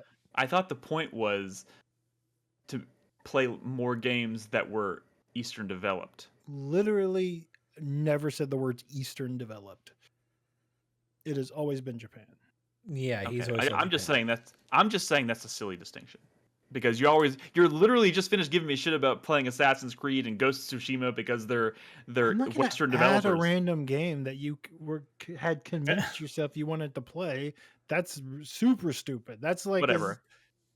I told you I'll do that. You can have 2 points for finishing Stellar Blade, and then you're going to move I'm raising the goal 2 points. Do you want to do it? Sure. Can I have it? It'll make me feel better. 12-point goal. You get 2 points for Stellar Blade. All right, I'm officially an asterisk because it's not actually a Japanese game, but okay. I'm officially at 8 points. But anyways, yeah. God, you fucking derailed me, Brad. I don't even know what I'm talking about anymore. This game is but I do think it goes deeper than just like outfit. Like I'm having a legitimately great time exploring. There's fucking fishing in this game. There's a whole fishing quest in this game with multiple places. You can get multiple kinds of bait. You go all over the world. You find fishing spots. You use different kinds of bait in the fishing spots. You get the fish. You take it back to a guy. It's so Nier had fishing. Yeah, I guess. Did Nier have fishing? Nier Automata had fishing? I don't remember that, but that's just me. The original Nier had fishing, and it was terrible. Yeah. Okay, look. There is a reason that like a lot of people comparing this to Nier Automata, and a lot of people are saying, "Oh my god!" Like you're seeing lots of like artwork of like Eve and 2B together because they're like it's practically the same fucking game. It's like what? Not even close to the same game as Automata. Well, I'm saying they're spun from the same like they draw from the same inspiration, man. What? I don't think so. I mean, Yoko Taro's vision is such an important part of Nier Automata. The story in that game is bonkers, like doing shit that you don't see in any video game. And there's a lot there. This game is like it's ripping that off like aesthetically, but like beyond that, right? It's kind of just it looks like Nier Automata at a glance, but it's not the same type of game. I mean, it's not. Well, I mean, I think it has more. It has more in common with something. I mean, well, when I think of Nier Automata, I also lump it in with the first Nier.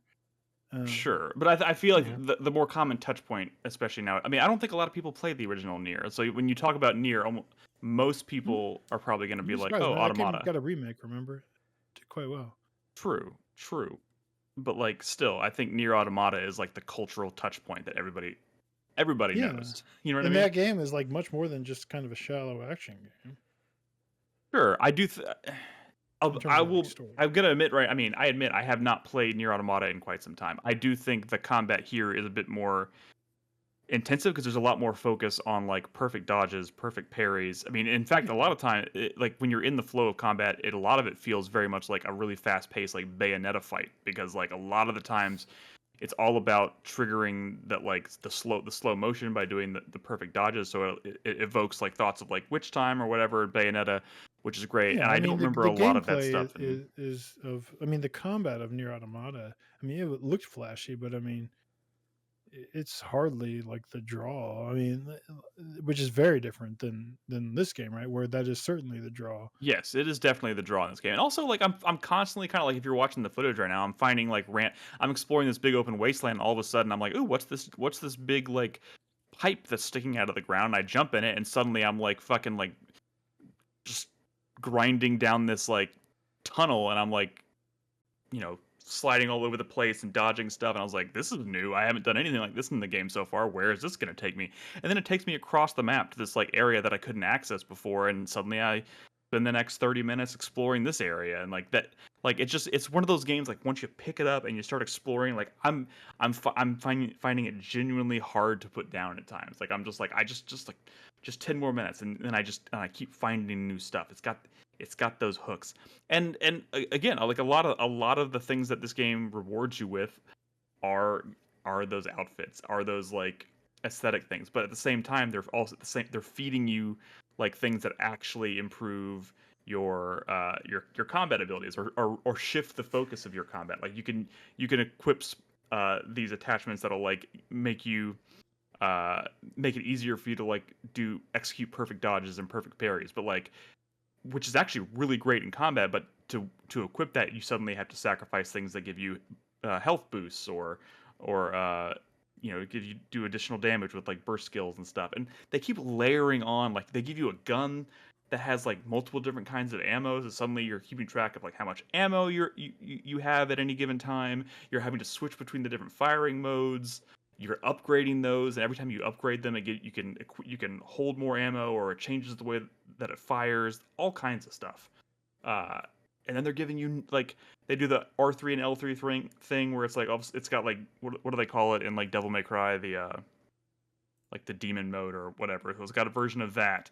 But then you also have L1 and R1 are tied to different kinds of burst attacks, which are triggered by, you fill up these meters through totally different means. So it's like in combat, you just have so much at your disposal at any given time, and it just keeps combat feeling fresh and exciting and fast paced. And I'm loving it, man. I just really didn't. When I started playing this game, I had very low expectations, and it's quickly become kind of an underdog. Is it because it me, was Eastern developed? Is that what your expectations were? You nailed it. You crushed it. You crushed it. Yeah. Hey, by the way, I'm looking at Steam DB for Near Replicant. Like the estimates, they have different sources like kind of draw up estimations based on all the numbers. Anywhere from like 500,000 to 1 million copies, just the Steam version of Near Replicant. Near One, can you believe it? That's game good.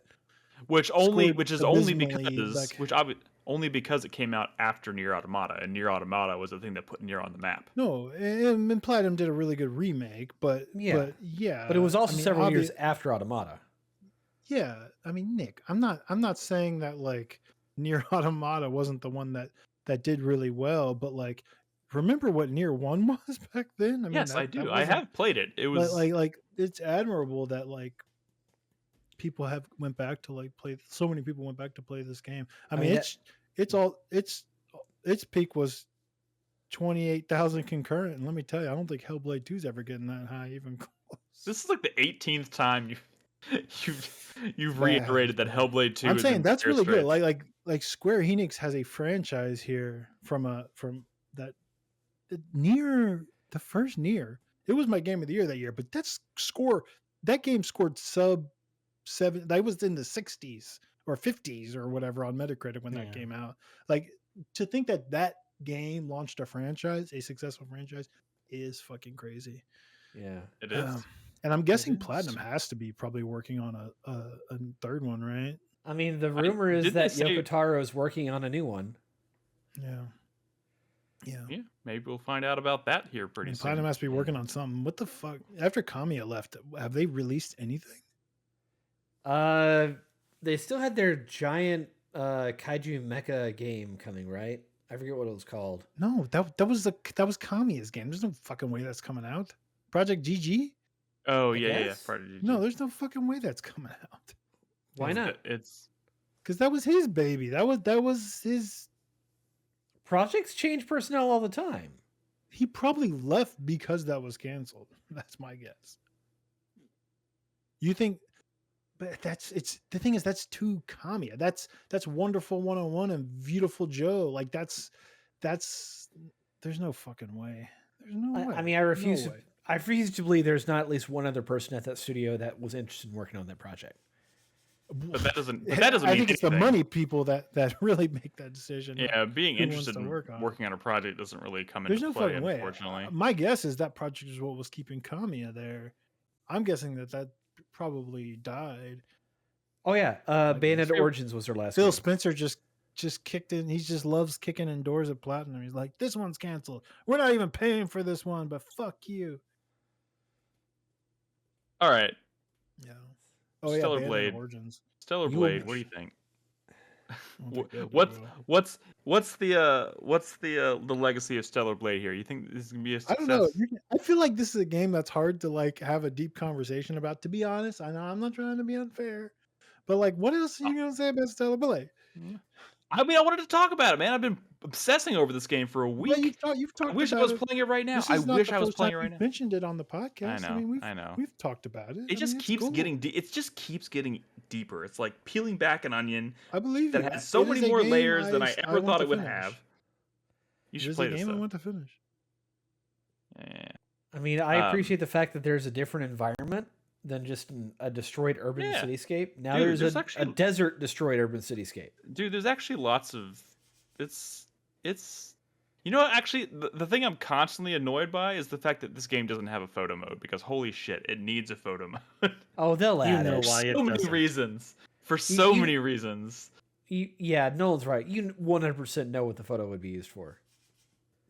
Well, I mean, sure, yes. I mean, but like they give you all these outfits, and they give you these like really cool, like, dude, there's so many cool like combat animations and shit that would make really awesome photos. Oh, I'm sure that's exactly what people are going to take pictures of. Okay, come on, I don't know what to tell you, man. It needs a photo mode. It's actually a beautiful game. I mean, if they don't add one by the time that the PC version comes out, they're never going to add one. But I suspect. I get it, Nick. I get it. You want to get lots of shots of the ceilings, huh? Yeah, you got it. You nailed it. Crushed it. That skybox. The skybox, Some kind of box. No, oh my god, no. God damn it.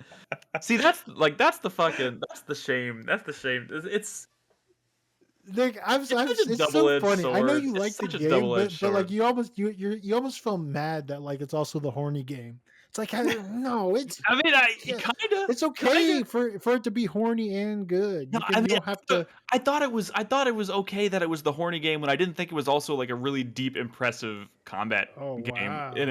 Like, you know what I mean? Like, it's just like, I was like, okay, it's got a thing. It's doing its thing pretty well. Like, look at that fucking anime. It's so cool. Or dude, Nier Automata, if you will. It's okay. Games can be good and horny. You don't have to be ashamed of. Believe me, I know games can be good and horny. This is one of them. I'm just. You know what? That's allowed. Automata is the one I need to add to my list because I never played it. You should play it. Did you play Nier Replicant? Yeah, I did. That made my Game of the Year list that year. Oh, well then why haven't you played Automata? You're in Enigma. Just like 10,000 other video games to play. Chris Davis is an. But who plays the first Nier and not Automata? That's wild. You're in because Nier Replicant was the first game. So play it in order. But people who play Nier love Nier, and they're like, "Oh, another Nier." Well, I have it. We can move on. It is installed on my Xbox in there. I could go play it right now. All right, Nick. Look. I'm gonna stop talking about Stellar Blade. Actually, it's installed. Yeah, it's impressive, I guess. It's better than just being on your shelf. These fucking attacks are so cool, and I can't take any cool pictures. It's pissing me off, man. It's pissing me off. Damn photo. You know, Rise of the Ronin has a cool photo mode. I heard. Does it? Yeah. Or are you just making shit up to make me interested in playing it? You can advance like frames too as part of the photo mode. I'm gonna research this. I mean, photo modes are legit arguments for me playing certain games. You don't think I'm gonna be using that photo mode in Hellblade 2 to like extend the life of that game by like another 4 or 5 hours? You're dead wrong. Yeah, but we don't. I mean, we don't need to see screenshots of your cutscenes. You know, we want screenshots of games that you play. Never mind. Just where is this podcast going, Nick? Fantasy Critic, man, we're here. We've made it. We've made it to the. I mean, we already talked about. We've talked about nothing tonight, and it's already 10:40. What the fuck? We've talked about a lot of shit. What do you mean? Yeah, we've talked so much. I'm kidding. Fantasy Critic stuff's happening. I mean, right? I mean, games have released. Games have. We talked about the big thing earlier, though. Crispy bid. We didn't really talk about it. We did, but yeah. Haunty came out, which is funny because I thought I'd get it for $1, but I didn't. Haunty came up Crispy briefly. Spent 30.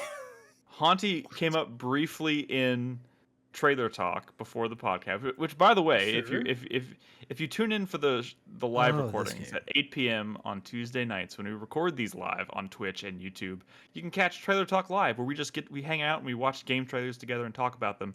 That's where Haunty first came up. And then all of a sudden, Crispy was like, I love this game. I thought it was a typo. I thought he meant to do $3 and he did 30 because it doesn't make sense. It's like the game looks cool and I'm sure it's going to score well, but $30? What did he think other people were bidding on? That's what I'm saying. Like, you spend $30 because you're worried that someone's spending 25. And my question for that person would be, why would someone spend 25? Or I don't know. I just don't see it. I mean, look, I've been scared after the whole Balatro incident, but that was an $8 bid that I lost out on. Yeah. And granted, I did spend a lot for Braid and satisfactory because those are like guaranteed dubs, right? And I tried to spend as much money as I had to get Lorelei because I knew that was going to be a win. But like $30. Pretty wild. I mean, unfortunately, Crispy's not here to speak for himself, so it's all speculation. I mean, even I haven't spent that much money on a game. I don't think anybody spent that much money on any game in our leagues, except when I did my final bid last year after having like the money lead for a long time, and there just wasn't too much left. I like spent the rest of my money on like Mario RPG or whatever. But that was just because it was like my last bid or something. I think Crispy is just trying to keep us on our toes. He still has a lot of slots. Crispy's just trying to get everybody talking. He's trying to get, he's just trying to keep us all on our toes. Lead, though. That's the crazy part. Not anymore. Yeah. I mean, and he's got to save some money for a super drop too, in theory.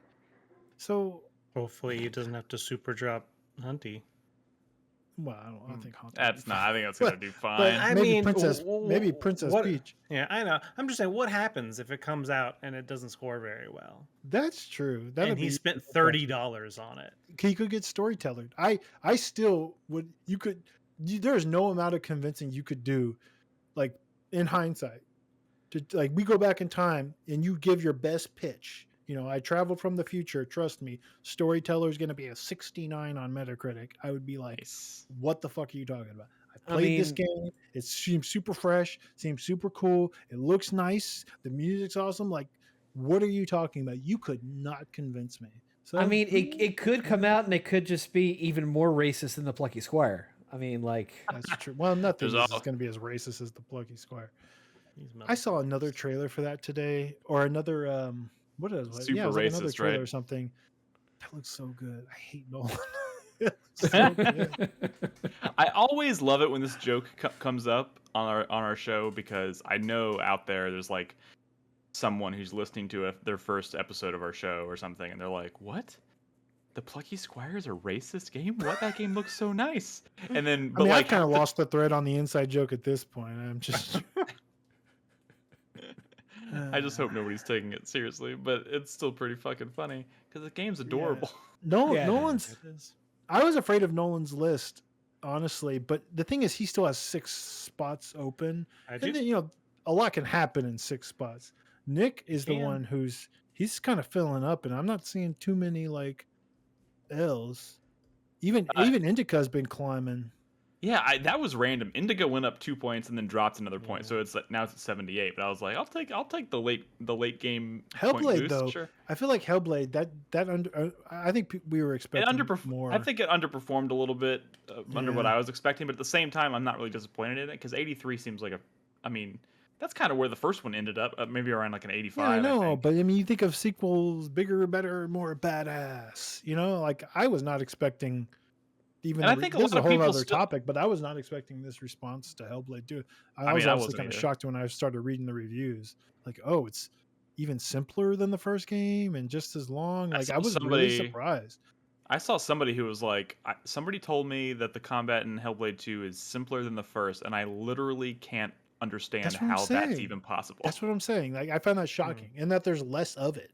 But like I was surprised. It's still sitting in at 83 with 80% people recommending it. So it's like there's stuff there. There's something there people enjoy. It's divisive. So I'm not talking about the game. I'm just saying, like, as far as like Fantasy Critic, to me I feel like that underperformed. The thing I think I'm the most worried about, and I think some people in our Discord have expressed this sentiment as well, is especially considering Hellblade 1. I mean, Hellblade as a franchise has always been, they've always touted like it's about like trying to say something meaningful about mental health and like trying to like tell a story from the perspective of somebody suffering from mental health problems or whatever. And like the first game was kind of applauded for being pretty good at accomplishing that. And I've heard some people say that the second one kind of drops the ball in that department, which is really surprising. Because I thought they were, I thought they had kind of set themselves up to like do. I thought it's like, even if the combat is simple or not, if the game isn't super game mechanic intensive, like that's the stuff I thought they were going to probably nail. And it seems like some people are like, maybe not so much. So I don't know where I'm going to fall. I'm actually, I'm pretty interested to play it now, and more interested than I already was, because I'm like, I don't know which side of the aisle I'm going to fall on that one. But I'll talk about it next week because I'm going to play it soon. Maybe tomorrow. Hey, I got some scores on the board. Yo, you got your Lorelei score, which is good. My Lorelei score is sitting at 87, I think, right now. Which I wanted that one so bad. I was so shocked when you remember. Did you see me screen cap the conversation last year? No. I fucking tagged you. You dweeb. Go look at it. Scroll up and look at it. It's funny. There was a conversation last year because Drunken Merch has been like on and on about this game ever since it was announced. And you had gotten into a conversation where you're like, I don't know. I don't really see it or whatever. And then I popped in. I'm like, no, Nick, this is Simogo. Trust me. Like, this shit is going to like they ship W's. They ship W's. And it was like, trust me. Like, I think this one's going to hit really big. Thing is, this was in 2023 and they didn't have a date, and it would have been really stupid to bid on it because don't bid on indies without dates. Because you don't know. Yeah, it's true. And at the end of that conversation, you're like, all right, I'll keep an eye on it. And I'm like, fuck. I feel like if I didn't have that conversation with you, maybe I would have had that game. Well, I mean, here's the thing. I know enough. I mean, I don't have too much of a history with Simogo, but I know that we as a site have played and enjoyed Simogo games, and they've reviewed well. So I was like, it seemed like a pretty safe bet. When I saw that had a date, I was like, this seems like an obvious choice. I know. Like, Crispy really loves Yearwalk and Lorelei and Laser Eyes. I'm not saying I'm not going to play it. I'm not saying I'm not going to play Lorelei and Laser Eyes.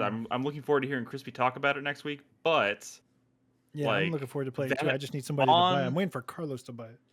On my Fantasy Critic list, that is going to definitely be one of the ones that's leaning less towards picking from the heart and more towards trying to pick something that I know is going to pull points. Wait, Lorelei? Lorelei, what I'm saying is, for me, Lorelei was not a pick from the heart. It was that was a strategic choice because I was like, that's probably going to pull points. So I'm going to go ahead. But you also, I think that's like super up your alley, that game.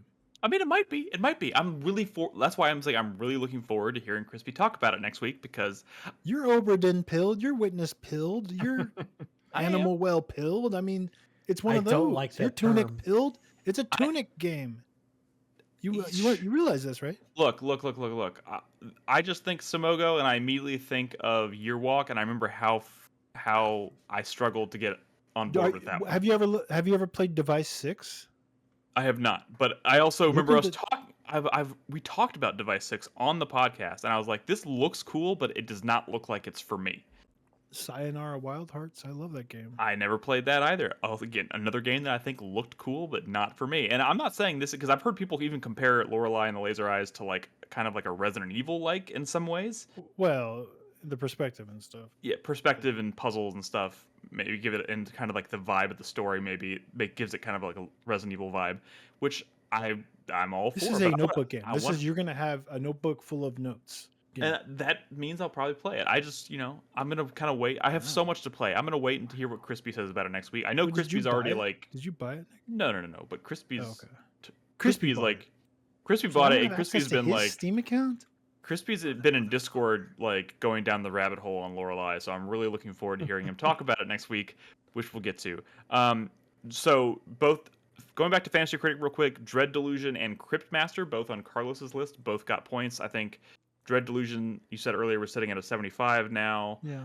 So add 5 points to Carlos, and then Cryptmaster, I think is like 78 or something like that, 79. So add another 8 points there. Those will both probably get more reviews though. That's true. Tough month. I got points finally. I got points for Braid and Paper Mario, baby. Yep, both scoring like 70 or 88 for Braid, I think, and Paper Mario 89. Yeah, so dude. Brad's on the board with some points. The way people talk about, I mean, yeah. I mean, more coming. Don't you worry. We know how it works. It's just people like to talk trash for. That's the game, right? Talking trash. Anyways, that's it for Fantasy Critic this week. Well, of course, we'll update y'all next week. May has just been an incredibly busy month. Lots of stuff to bid on. Lots of stuff to play. June's probably gonna be even worse considering all the showcases. There's probably gonna be just metric fuck ton of stuff to potentially bid on. Especially considering those are the kind of showcases that tend to kind of like fill out the second half of the year. Oh yeah. So we're pretty much gonna find out all the like the indies for the second half of the year, which is gonna be a lot of like filler, right, for these lists. So, yeah. Silk Song will finally get its date. Yep.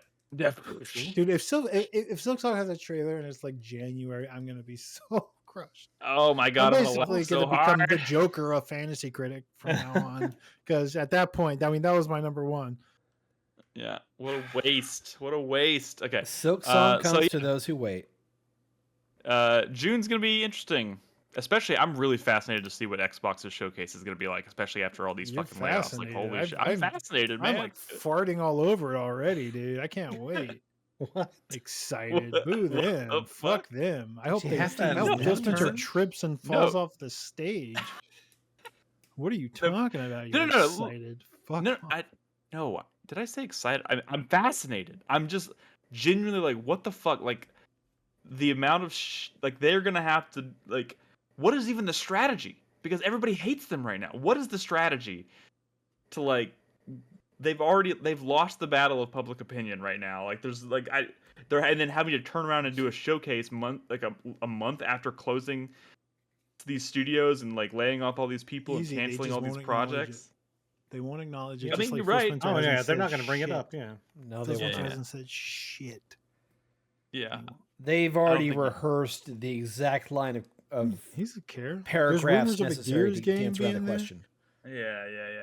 Okay, Gears fans don't give a shit about them closing Tango. Like, look, to them, Tango was nothing. To like the people who really cared and pay attention, it was everything. But like, to like the top level people who sees what money that studio brings in or doesn't bring in, I mean, they don't give a shit. And they know the people that play Gears and Halo and Call of Duty don't give a shit. We're the outliers. I know. I'm just saying from my perspective, I think it's going to be really fascinating to see what their general approach is, because it's like I feel like there's no way they can do anything right really in the eyes of the enthusiast crowd, the people who follow this stuff really closely. I mean, obviously the people who are more casual probably don't give a shit or don't know half that's going on, but for those of us who follow the industry, like it's just like it's an uphill fucking battle, and I just want to see what they're going to do.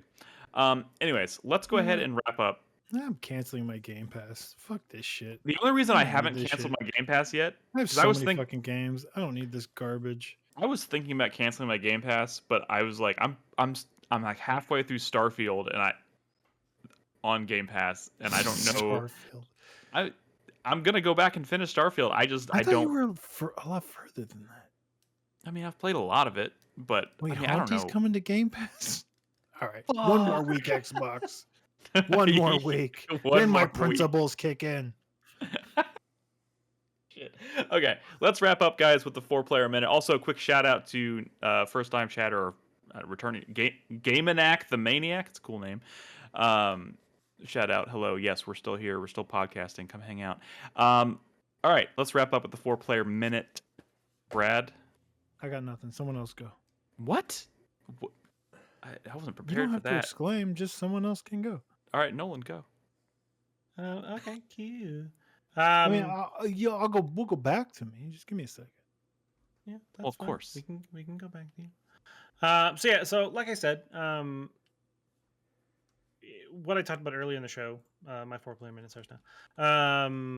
Animal Well. I'm we've kind of talked about it a little bit more, and I think I might spend a little time maybe this week looking a few things up on the threads and the Reddits and the reset era and stuff like that, to see if I want to dig into it a little bit deeper.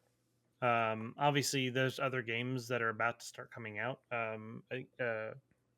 Paper Trail comes out today, right? Oh yeah. That has points too, by the way. Oh, does it have points? Ed drafted it. Yeah, I know. Yeah. What did it land? I think it's like an 80 or an 81 or something. Okay, I mean, that's not bad. By the way, I played the demo for that. It's hard. That game, you would think a game about folding paper wouldn't be that hard. It's fucking hard. It's like break. That makes me want to play it even more. You're so dumb, Brad.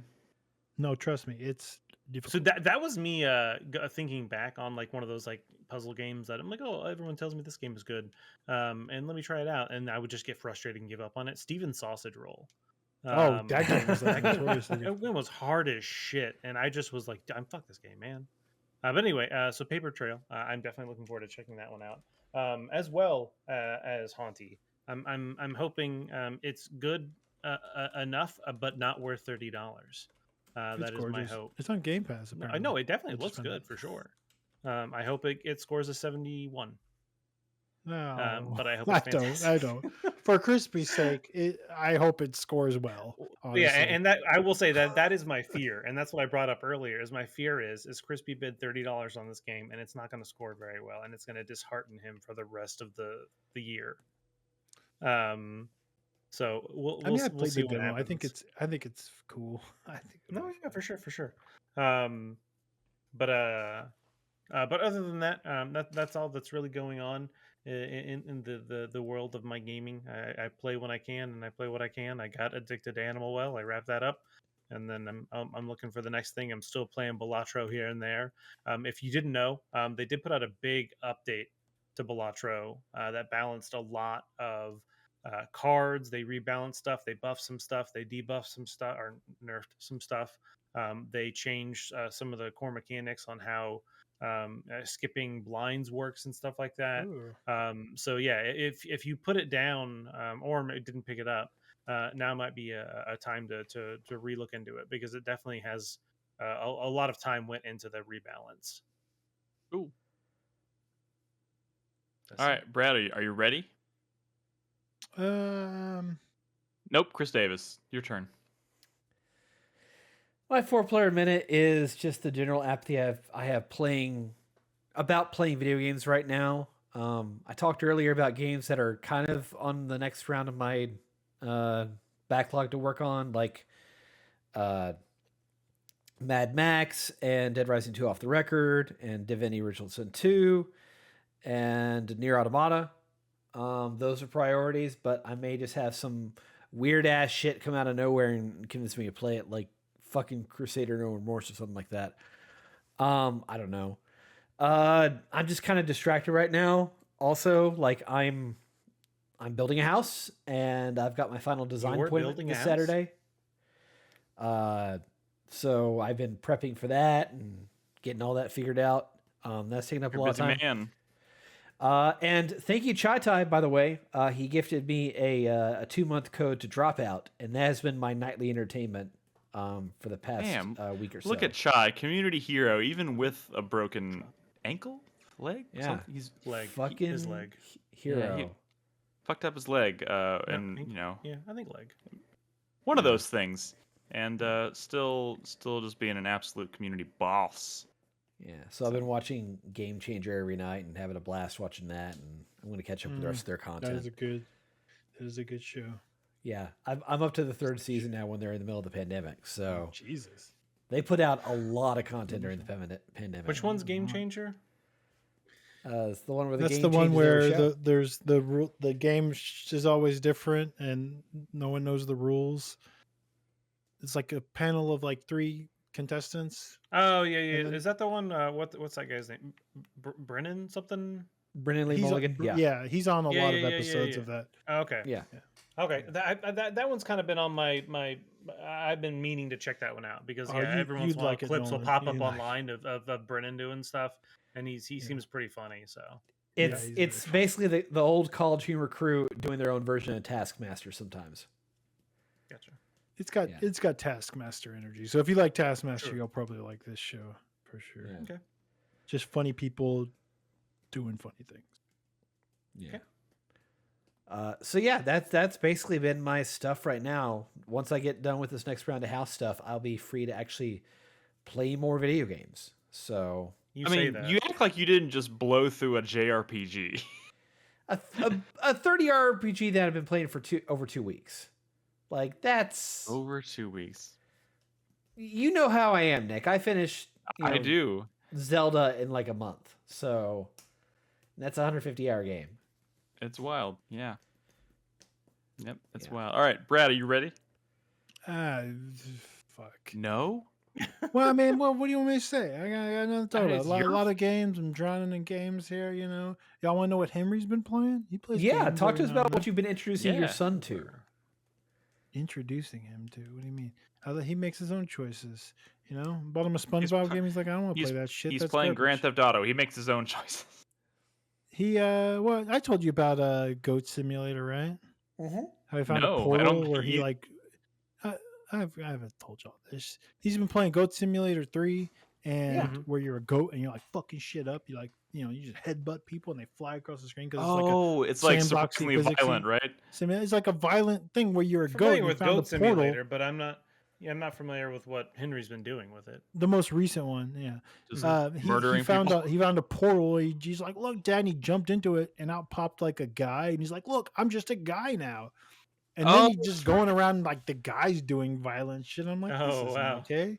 This isn't okay. All of a sudden, you're playing Grand Theft Auto. This is only okay when you're a goat. It's funny and light when you're a goat, and this is fucked up.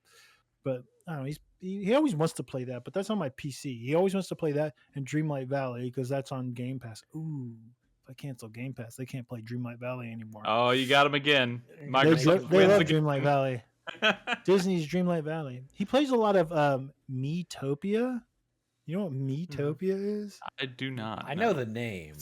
It's a Switch game where you like it's like an RPG, but you create Miis and all like the NPCs are different Miis and stuff, and he creates the Miis and you're just going on like it's like a turn-based RPG kind of thing, but he doesn't know how to read yet. He's getting there, but it's just weird. He's played so much of this game and it's an RPG and he doesn't even know what he's clicking on. But he's played a lot of it. It's pretty weird. I bought a Mario Odyssey for him today. I didn't have that. I mean, I like rented it when it came out. Or maybe I traded it. No, actually no. But he was really stoked to get that because you know, I rented it a while back and he really loved it. And you know, it's always sad when I'm like, I gotta send this back, you know, other shit's coming out. That's how Gamefly works, buddy. He's like, what? My game's going away. He burst into tears when I sent that 3D Kirby game back years ago. But that's what Henry's been playing. That and fucking Minecraft stuff. He plays a lot of Minecraft, never online, and he's never playing Roblox. I told him. I told my wife. And what about Boom Blocks? He has never. He could play some fucking Boom. Dude, I should bust out Boom Blocks right now. Do it. Suddenly, he could play some Boom Blocks. This is the first time I've thought about Boom Blocks in a long time. I think I'm gonna have a Boom Blocks weekend. Look at that. Holy shit, Boom Blocks, dude. Such a great fucking game. You know what? Nintendo was onto something with the Wii, I think. They should make a new Boom Blocks. That'd be pretty sick. Shout out to Boom Blocks. They did make another Boom Blocks. They made a sequel for the Switch. That one was also good. Yeah. No, for the Wii. Yeah, no, I'm saying they should make a new one for the Switch. The Wii. Nobody wants to plug in their Wii. Yeah, the problem is you can't. The problem is the sensor sucks. You know. Look, World of Goo. Dude, Boom Blocks on the fucking PSVR I played World 2, of Goo on the Wii when it came out, and it was great on the Wii because you had the infrared. You know, you basically had a mouse cursor, right? You basically had a mouse cursor with the Wii, and it was perfect for playing World of Goo. World of Goo 2 comes out soon, and it is coming out on Switch. Thing is, I've seen this issue happen with other Switch games that are kind of like follow-ups to like or ports from Wii games. Those little Joy-Cons, they fucking suck. They only have gyro. They don't have the infrared aiming. They have gyro, and gyro is not the same when it doesn't translate the same to something like how you use that cursor in World of Goo. And I'm thinking it's going to be for people who pick up World of Goo on like Switch, expecting it to be like how it was with the Wii with the Joy-Con. They're going to be pretty bummed out because it's not going to be nearly as precise or good as it was on the Wii. So I'm a little bummed. I'm a little bummed that there's a certain kind of game that is kind of gone with those traditional Wiimotes. Kind of same thing with like the DS. I'm surprised Nintendo hasn't like come up with some kind of like Switch accessory that's kind of like it's just different. It's just different technology. That's all. Okay. Let's see. My 4-player minute starts now. I've been sitting over here trying to figure out what I'm going to say, and my brain's going in so many different directions. I'm still I can't stress this enough. I think Stellar Blade is a fucking. I think it's weird. I think it's gonna be an it's not underdog. weird. I think it's gonna be an underdog, man. I just can't stress enough how kind of pleasantly surprised I am by it. And that Top is 10? just that Is it your favorite I, game of the year so far? I think it has a real shot of being in my top 10 at the end of the year. Wait, Oh boy. no, that's not what I asked you. Wait, no. I said this is your was favorite asking that. game of What the did year you? so far. Oh, so far? I mean, right now it's between this and Dragon's Dogma. I'm telling you that What much. about Rebirth or what have you been playing? Rebirth. You've been Well, I mean, playing games. I'm just saying I haven't finished Rebirth yet, so I don't know how What I have you feel played? about it. Pacific Drive? You like it better I than haven't. Pacific Drive? I have not finished Pacific Drive. I have not finished Rebirth, which are Like, both. what the fuck have you been doing? Have you not been listening to our podcast? Do you like it I better tell you than what Crow I'm doing. Country? And Dude, I don't fucking know, man. It's already a hard. Like if you sat, I could make a top 10 right now because I think I've you like finished it more 10 than games. Dragon's Dogma 2. I feel like it's one of those things where it's like my brain right now is telling me if I had to make a list right now, I should put it in my number 1. But I'm like, that seems criminal. It seems criminal. It seems fucking criminal compared to Dragon's Dogma 2 because like it just doesn't seem right. But what have you played this year? I can tell you exactly what I've played this year. Nah. Do you want me to spend my 4-player minute telling you what I've played this year? Only if you can pull it up right now. Yeah, I've played Prince of Persia: The Lost Crown, Persona 3 Reload, Dragon's Dogma 2, Indica, Crow Country, Animal Well. Those are the games I've finished. Do you like it more than Prince of Persia and Persona? Holy shit. Yeah, I think you need to go all the way with this one, man. Dude, I am already going all the way. I want you to finish Baldur's Gate 3 and tell me you prefer Stellar Blade. No, okay, I'm not a fucking psycho, okay? You know what I mean? Like, don't look at me like that. I'm not that insane. Like, realistically speaking, if it finds its way into my top 10 at the end of the year, it's going to be near the top. You know, I mean the bottom, the 10, 9, whatever. It's probably going to end up there. That. I just hope there's so many games not the coming only out. person who's gonna beat Rebirth this year. No. Rebirth is absolutely as soon as I finish. Just because we don't poop sock like you, don't mean we're not gonna. As soon as I finish Stellar Blade and Hellblade 2, I'm gonna focus on finishing Rebirth. I'm taking a 4-day weekend this weekend, and I'm looking forward to just kind of relaxing and trying to get through some of these games. But yeah, I guess enough talk about Stellar Blade. I just want to, Hellblade 2. I'm a little disappointed by kind of the reception that it's had, but like I don't think it's being poorly received necessarily. But some of the things I've read have me concerned. Divisive. It's divisive, and I wasn't expecting it to be this divisive. But also, retroactively looking back on kind of like what they've shown in this game, it kind of like it shouldn't be that surprising. Like they've shown very little. And maybe this is why. Maybe this is because there's not a lot of gameplay intensive stuff to show, or maybe they just didn't have a lot of confidence in it. I don't fucking know. As someone who loves story and loves technically impressive games, I think it's going to impress on that front, no matter what. But like, I still want the gameplay to be satisfying. So I don't know where I'm going to fall, but you'll find out next week because I'm pretty sure I'm going to poop sock that game in like 1 or 2 sittings in the next couple days.